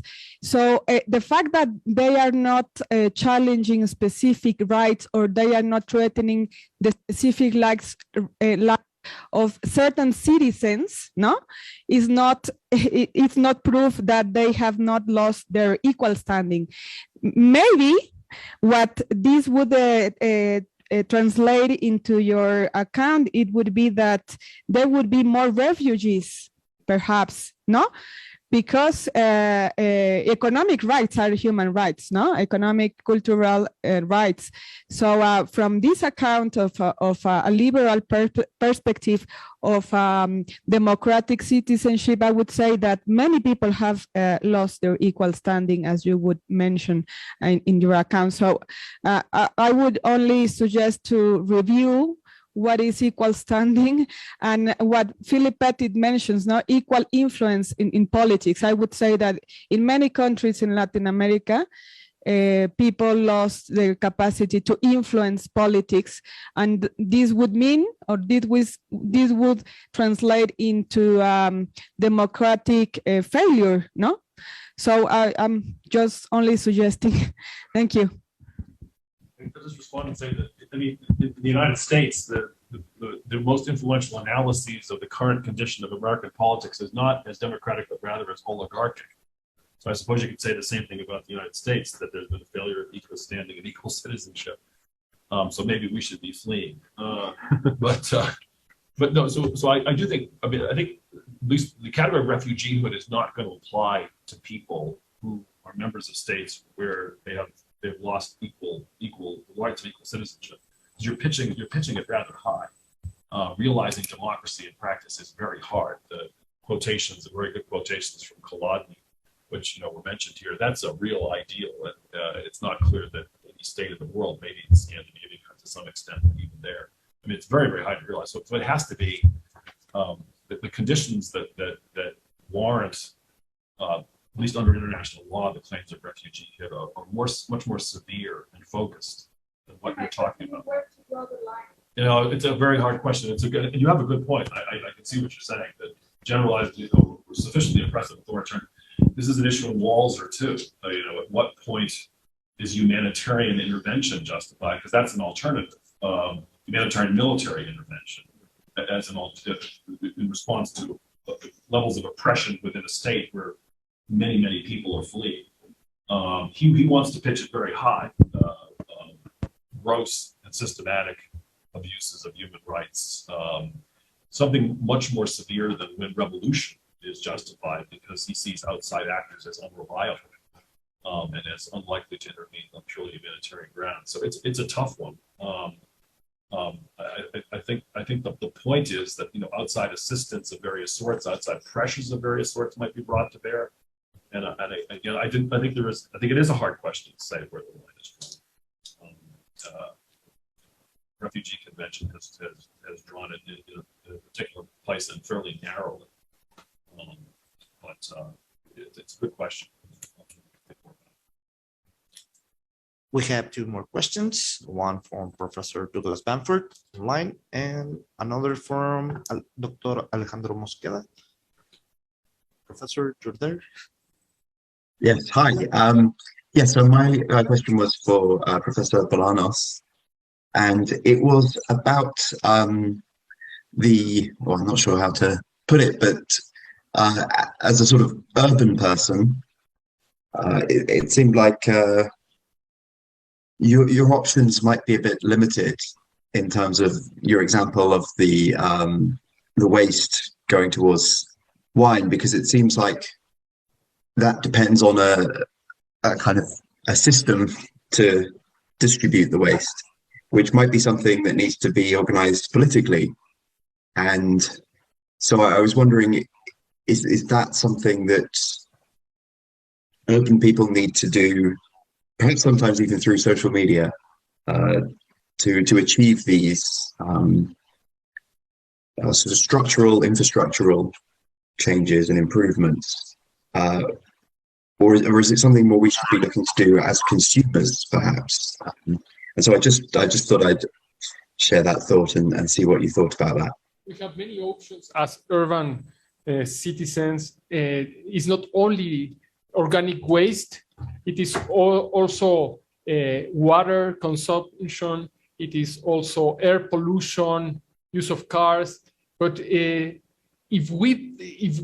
the social metabolism, if the metabolism between urban and rural worlds is unbalanced, I think that it is justified that we are not full environmental citizens. I would accept more influence and consideration by the state to rural citizens if we don't do our best. But it is true that we cannot control the system individually, but it's the same as the peasants and campesinos. They produce revolutions or reforms collectively with social movements, with the discussions, with traditions. We have to do the same, but it is true that it's not easy for an individual. But I think that it's not only the production of wine, even though for me it's a clear example because we eat so much food in the metropolis, and we waste all of that in an incredible way. I didn't hear the. I said to drink so much wine. Okay. Yeah, but thank you for the question. We have another question by Dr. Alejandro Mosqueda. Doctor, you're there? Yeah, thank you very much. I have a question for Luis Javier and Tatiana and a comment about the discussion between Macedo and Michael Blake.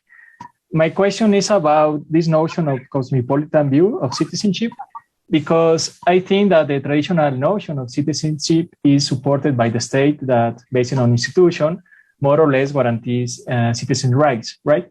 Then in the case of cosmopolitan citizenship, how will the rights of cosmopolitan citizenship be guaranteed? Because we don't have the same institution that we have in the case of the states. And then how we can guarantee this kind of citizenship cosmopolitan rights.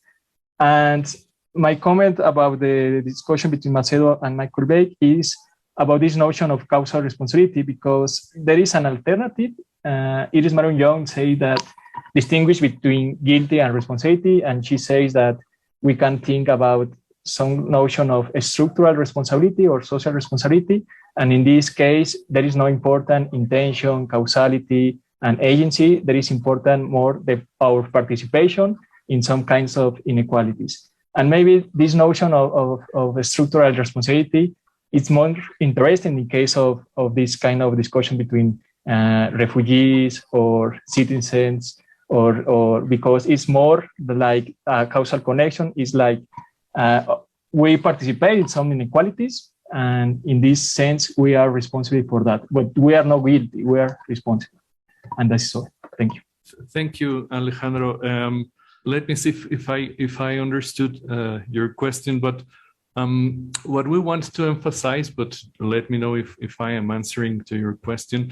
What we want to emphasize regarding cosmopolitanism citizenship is a sort of ethical citizenship. That's why we are arguing that Ben Habib's notion of cosmopolitan citizenship may be troublesome for autonomous communities, because it's based on global values, and as you know, in many cases or many versions of cosmopolitanism include these global values and even economic values. So that would be very problematic for autonomous communities. But we see what we could call ethical cosmopolitanism as something very positive, as something that is based on the recognition of every human being. And even if you ask me what I exactly like of cosmopolitanism, and I think Tatiana maybe would agree, is a very classical notion of cosmopolitanism. I mean, the cynic and stoic notion of cosmopolitanism, this idea of being a citizenship of the world. But of course, the notion of cosmopolitanism, as you know, could be very problematic. Professor Macedo was quoting Professor Appia, that has written a lot of cosmopolitanism. And I think he sees the point very good, that he doesn't agree with this kind of cultural cosmopolitanism, where every practice of every community is accepted. So we don't want to argue for that kind of cosmopolitanism. We want to argue for a cosmopolitanism that has ethical limits. And that's why in our paper, in some way, we're criticizing what Ben Habib's is doing, but we see as a very positive way for being a cosmopolitanist, and at the same time accepting nationalist and localist understandings of citizenship, the democratic iterations. But I don't know if I responded to your question. Yeah, but my question now will be like, do you think that it's possible a notion of cosmopolitan citizenship? No, in fact, we don't. We want to adapt. That's why we're insisting on to adapt Ben Habib's notion of cosmopolitan citizenship, because of course we will have, I think we will have a paper later on that we will have a lot of tensions with the notion of nation state, with the notion of local identities. So we think we can accept a sort of, as I was saying, a sort of ethical cosmopolitanism, and that could help to work with this kind of, for example, extreme nationalisms that we would not accept extreme nationalism, or for example, radical localisms. Professor Macedo has written on that. So that's what we are trying to do, to find a sort of as we are doing now, a sort of hybrid citizenship where we can combine, in some cases, the idea of localism, the idea of nationalism, but in some cases, we could accept the notion of cosmopolitan citizenship. Maybe what would, so cosmopolitan citizenship in the current context would involve taking an interest in and trying to take part in helping to shape global networks of cooperation, but also institutions like the UN, the world, being attentive, joining organizations that promote human rights, and taking and seeking to develop the network of institutions and organizations that promote addressing problems across national borders and so on. So it's really replicating domestic citizenship, but recognizing that there are many issues that go beyond. Nested institutions, as Alex was claiming, and Ostrom is recommendation of her, the eighth one. And we have two questions. Good morning, Alexia Michelle Araujo. Thank you, each one. Thank you for each of your lectures. And I think that they mainly aim different phases of citizenship. And my question or commentary is kind of a follow-up to what Itzel has said, and also links many of the topics. We've got by one side these 8 rules, and we've got by another side the environmental citizenship and the aim of refugeehood and cosmopolitanism, as we already talked about it. Also, we have seen that legislation is not all. In which way, or okay, here's where the question starts. In which way or using which tools could you or could we construct an internal perspective of law so people recognizes this without waiting for the state to give a step? I mean, we have mass media, we have communication strategies, we have a lot of campaigns, and we also know that we urge to give consciousness so we can turn the concept of citizenship. In this case, my question aims to which campaign, perhaps talking about what Bernardo said, and following all the expositions, how do we bring this to people so they have this internal perspective of law without waiting for state to give a step or waiting for these topics to get out of these places? I mean, we need people to be conscious of this so they also push the state to bring this to a public policy. That's my question, and I would like to hear your proposals, and thank you for your time.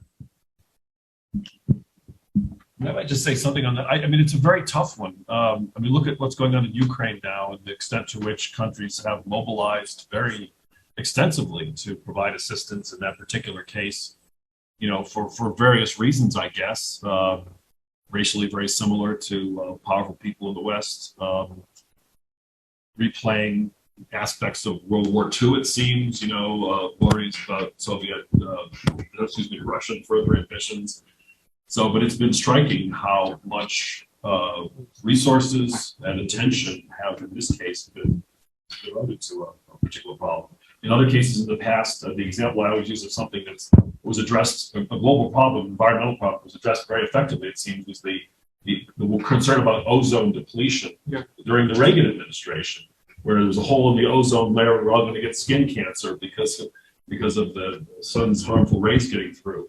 Well, that captured the world's attention. The prospect of getting skin cancer was something that older, pale-skinned people can worry about, including the rich ones that like to hit the beach a lot. So So, George Shultz, though, also took a serious interest, and the United States participated in an international Montreal Protocol that actually accorded legislative power to a global body to set limits on ozone, which had direct effect in U.S. law, which was, kind of the sort of thing that people concerned about national sovereignty would raise their hackles about. But that was the Reagan administration going along with that, and they seem to have addressed that particular problem, not the wider. So somehow it's a question of capturing the interest and attention and action of the world's powerful people. And it's not, we had 10 lectures at Princeton recently by Elizabeth Colbert, who's a New Yorker writer, and 4 excellent commentators. And it was chilling. I mean, her stories about the global effects of climate change and the prospects for things getting much, much, much worse. It's not clear what it's going to take to get actual mobilization. Bob Cohen, who was on the panel, was saying, we can do this. We can make the changes, but it's going to require something like the American mobilization leading up to D-Day, to the invasion of Europe. Well, that was provoked because the Japanese bombed Pearl Harbor, and we had a very focused enemy who attacked us, and so on. So it's in the Ukraine case, it's Putin and the Russians. So it's just that we don't have a visible embodied enemy who's attacking us in the right sort of way. It's our own lack of cooperation and our own lack of expenditure. So I think it's a very, very hard question, and I don't know the answer. Thank you very much to everyone. I learned a lot from all your presentations. I just want to say also that if someone wants to written down their question, they may be able to do so even in Spanish, so we can translate, so everyone can participate. I have one observation and almost one question. The observation is about, I think Bernardo's and Tatiana's and Luis Javier's presentations have to do a lot with how we understand citizenship in its historical process. So a lot of the literature that we revised together was worried that perhaps we developed these models of universal citizenship or a democratic citizenship coming out from precisely small and hierarchical ways of citizenship, and because of the abuses and problems that entail this kind of models of membership. And now, obviously, the process had developed these ways of democratic citizenship in order to deal with those problems that small membership cause sometimes. But then again, the institutional fragility that big democratic citizenship causes makes us miss the nearest form of regulation and organization. So there is a lot of worry that we will again revert to medieval versions of citizenship or membership if we are not enough capable to draw the lines and be careful to avoid the inner problems that small ways of being a member of a community has. So I'm not sure if there is. It was a comment I said. I'm not sure if there is a way to do this either in the case that you pose or in regarding environmental citizenship that prevents us to avoid problems that are sometimes inherent to small ways of being a member of a community. And my other observation, almost a question, is about the discussion between Michael and Steve. I'm not sure if I have an interest, obviously, in seeing develop more complete and complex ways of organizing responsibility, global responsibility, and obviously this kind of thing will be a part of a bigger theory of global ethics. But I think that thinking about the big picture of global ethics and how the issue of refugees may be part of that bigger discussion, we should incorporate different kinds of concerns and arguments. And I think that casual responsibility may be a thing that we may want to incorporate, even if not in all cases. Obviously, as a theory gets developed, we get a more precise grasp about which considerations are relevant to each case.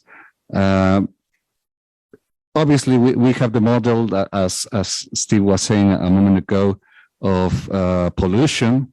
Sometimes we think about how we organize emissions and pollution, and take that model and use it in other concerns of ethical global ethics.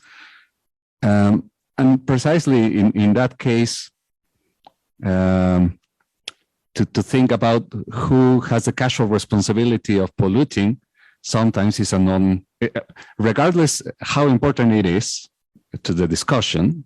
For instance, for Chinese or Brazilians who want their chance to pollute the environment, it is almost a non-starter to the discussion. Why? Because obviously rich states want to continue to pollute in the same way, or because perhaps because we all need that kind of the benefits, or we all need the benefits that this kind of system produces. But perhaps as we move to other models, as Alejandro was saying a moment ago, to consider structural responsibilities in order to design global or international institutions, especially in this case of refugee, we are in need of global institutions that allow us to distribute people more fairly, with more justice. But in the meantime, perhaps the connection, the casual connection in specific cases may be relevant, even if only rhetorical, to make some cases important. So because at the end, borders are, I think borders are more like a personal relationship. They are obviously really personal in the case of neighboring countries, because you have to face each other. But even if in the cases where borders are apart, we have to deal with each other in airports and in customs. And so it becomes really a powerful thing, really personal. And so is the relationship between countries. So if a big, powerful country has a special relationship with a place like El Salvador, maybe sometimes it's important to make the specific case using these kind of considerations. It's not really a question. I never found the question there. I'm so sorry. Thank you very much. Yeah, I'm not sure if I followed everything, but from the first things you were saying about citizenship as a historical process,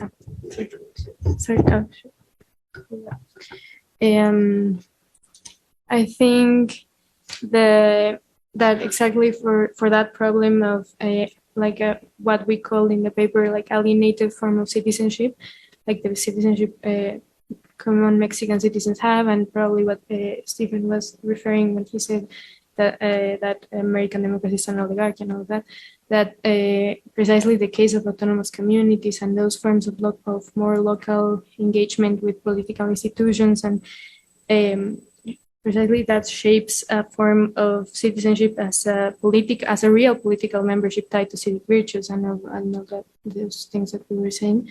So maybe if the problem is that we're not engaging with those political structures, and local engagement, as illustrates the case of local communities, would be like a way for greater involvement, and not just this citizenship as a legal status where the problem is the border and where we deal only with that aspect of citizenship. But I don't know, it's a very wide problem, but that's what I thought of the first one. I invite people in Zoom, if you have questions, Spanish or English, free to give it us. If someone, Professor Sandra, have a question. Thank you. Thank you very much. My question is for Stephen. After the revision you offer in your paper about the debates regarding the elements to give somebody the refugee status, it seems that the most promissory perspective is the contingent revisionist account.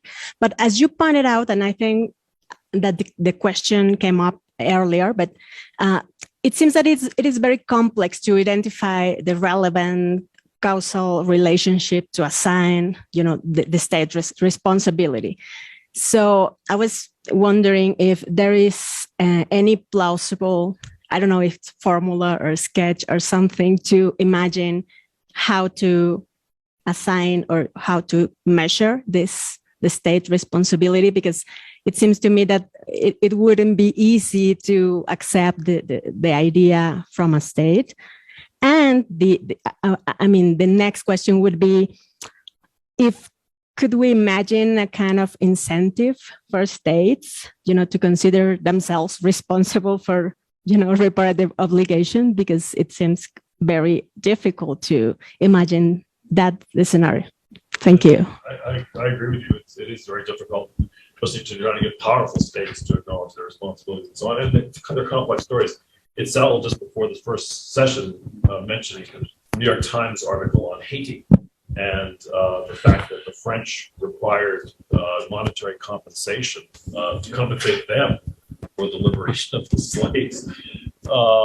And that's a historical story that's perhaps not as well known as it should be. And so just, I think, acknowledging things, making them public, and then trying to use that to shape countries' behavior, cooperation, and so on. I don't think there's any easy formula for it, and there is a lot of complexity. So countries engaging in cooperative relations is probably the best way to do it. I mean, one other perspective on the difficulty of generating sort of moral responses to moral problems. Take the Germans with the 1 million refugees they took in 2015, which I remember asking my colleagues, why? Is that the moral gesture on the part of Angela Merkel? Yes, that was that. I'm sure that was part of it. But subsequent reporting has suggested that the Germans knew they'd have to take a fair number of refugees. They thought the first people coming out of Syria would tend to be fairly well educated and relatively easy to assimilate. So there was apparently, and the NPR news reporter has interviewed people in Merkel's cabinet, there was also a self-interest element there. That there was a demographic issue with supporting social welfare part, retirees and so on. So apparently there were also enlightened self-interested considerations going on there. What was really an extraordinary number of people being accepted in 1 year. And then, of course, it was immediately closed down, shut down. So I think these things have to be acknowledged, even if there's no formula, even if there's no easy way to translate this into action. Being truthful about interrelations and interactions can help us, I think, just to recognize diffuse responsibilities, even if they're not easily specifiable and not going to be actionable in a court of law, as per torts. So that's not a very good response, but they're tough. It's a tough issue. We have questions online, or we have time for more questions and discussions. There is no question. Well, okay. I was also thinking about the discussion regarding the definition of a refugee. So obviously, as Steve says, there is a lot of weight in the concept of refugee posed upon being persecuted, and where the persecution comes from the state.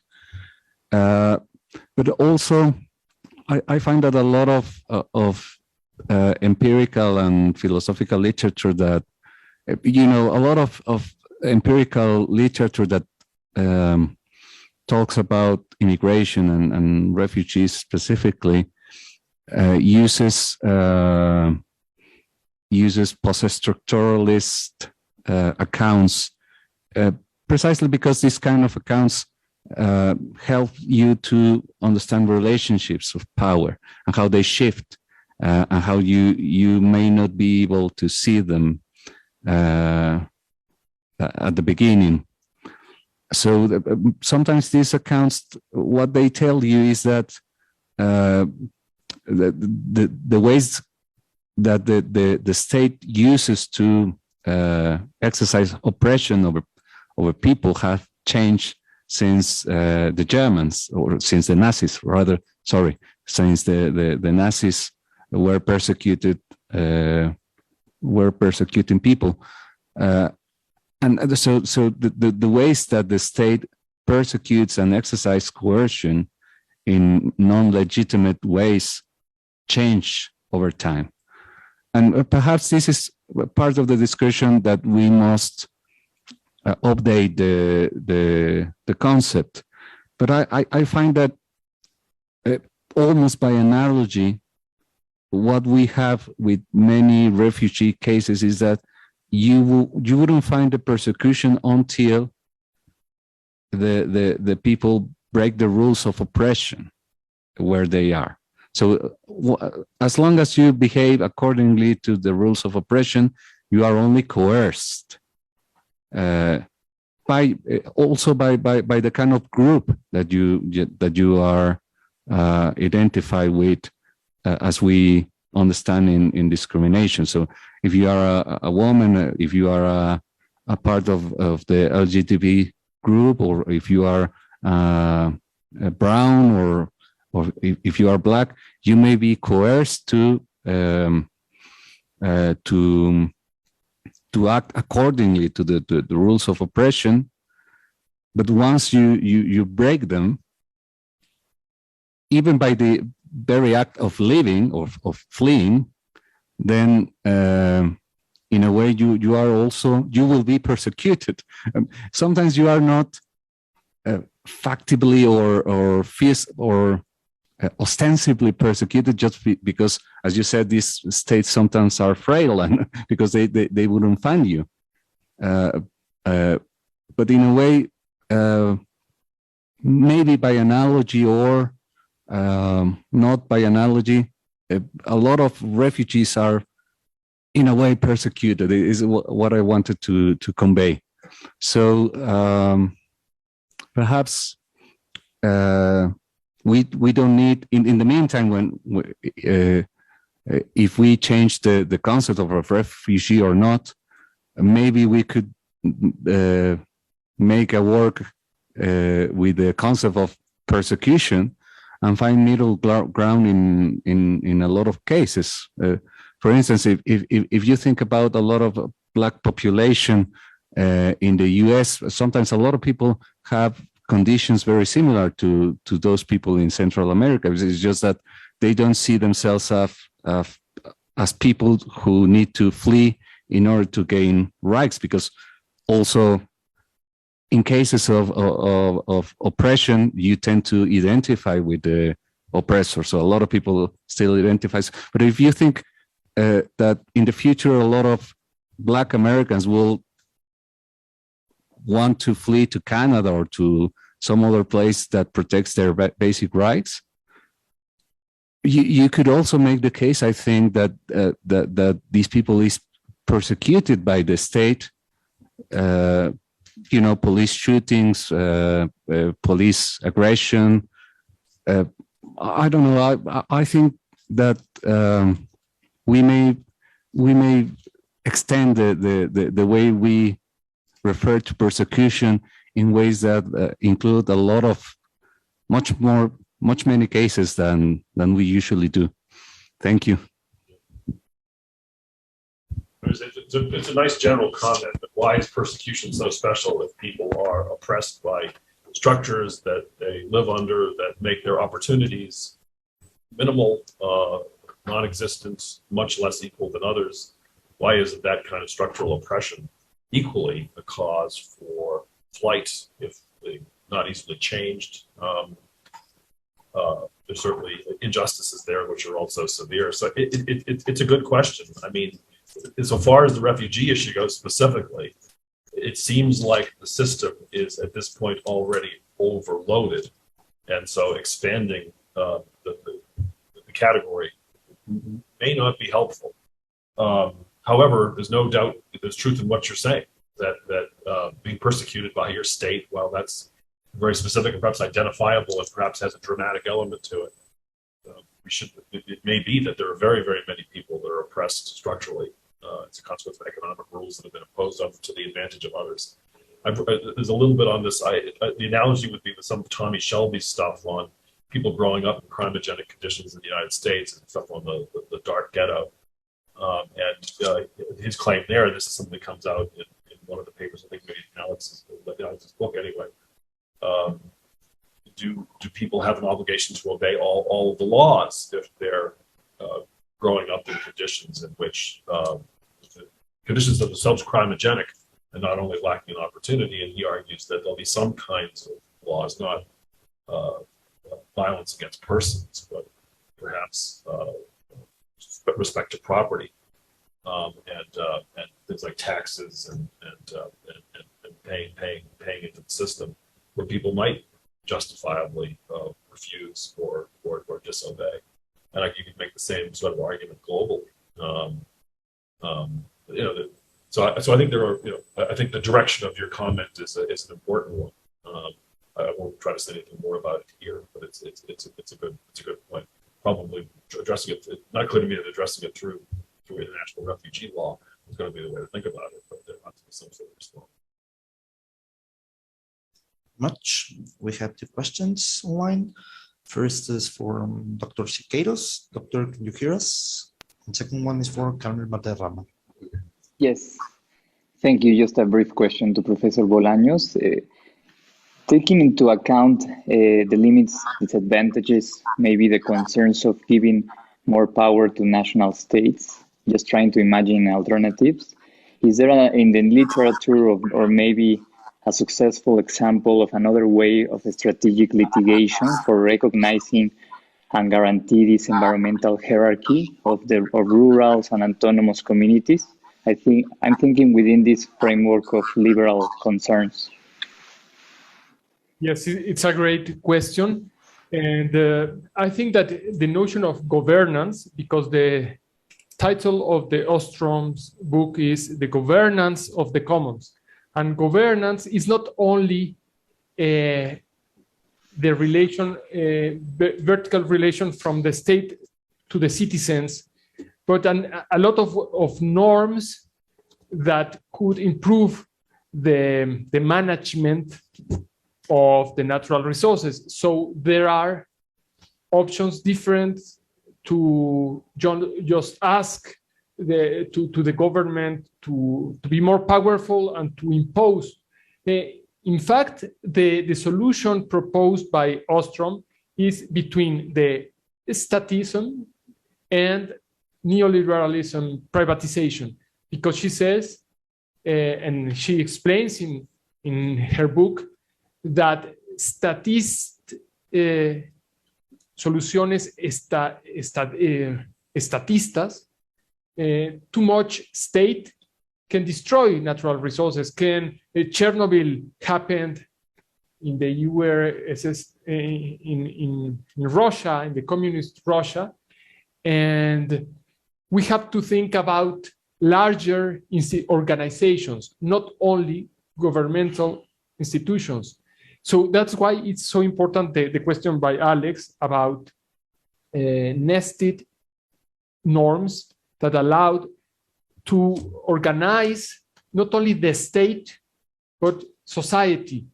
And of course, there are public policies, traditional traditions, or many social norms that are sustainable or not.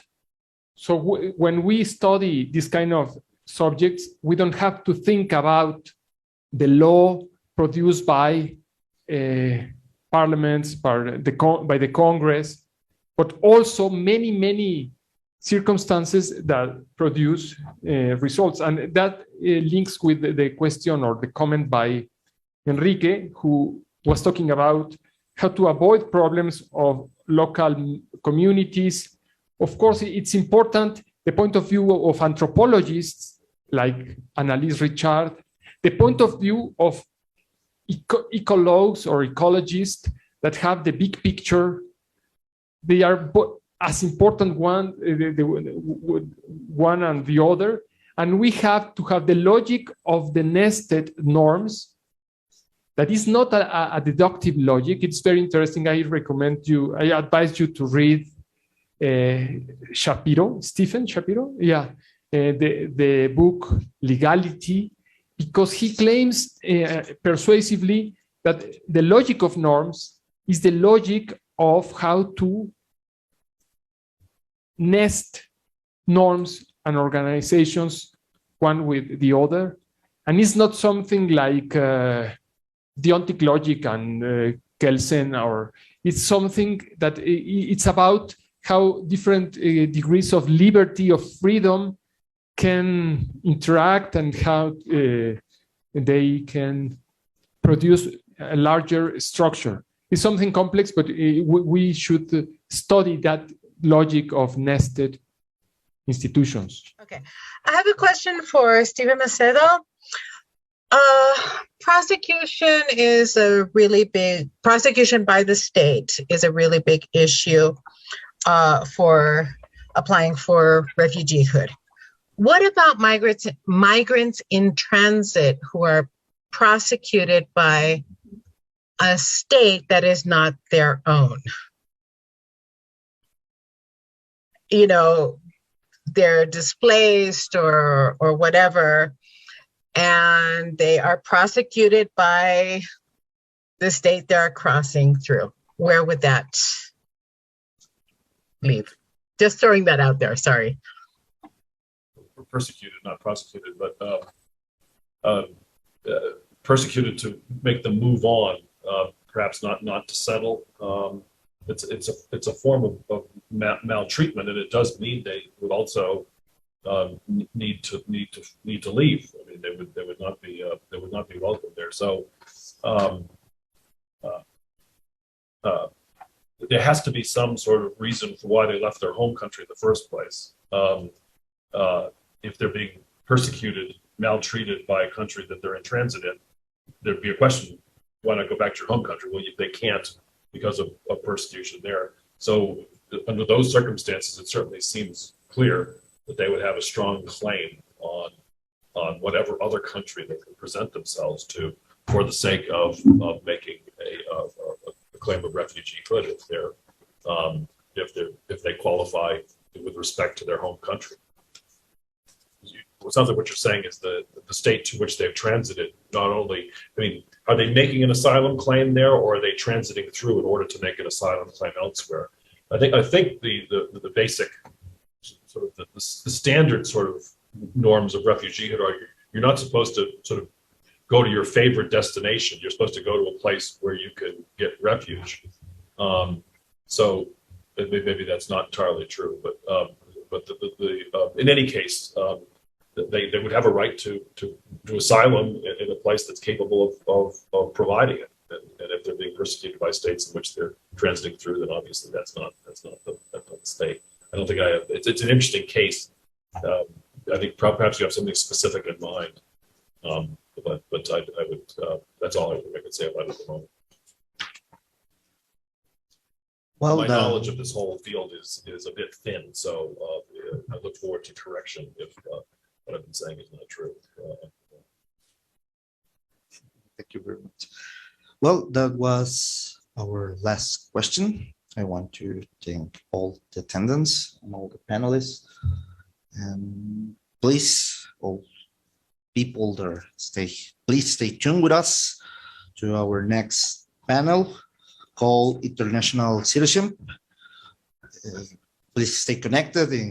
I believe it's in YouTube, Facebook, and so we're going to be right back right soon. So thank you very much. If we can give an applause to our panelists.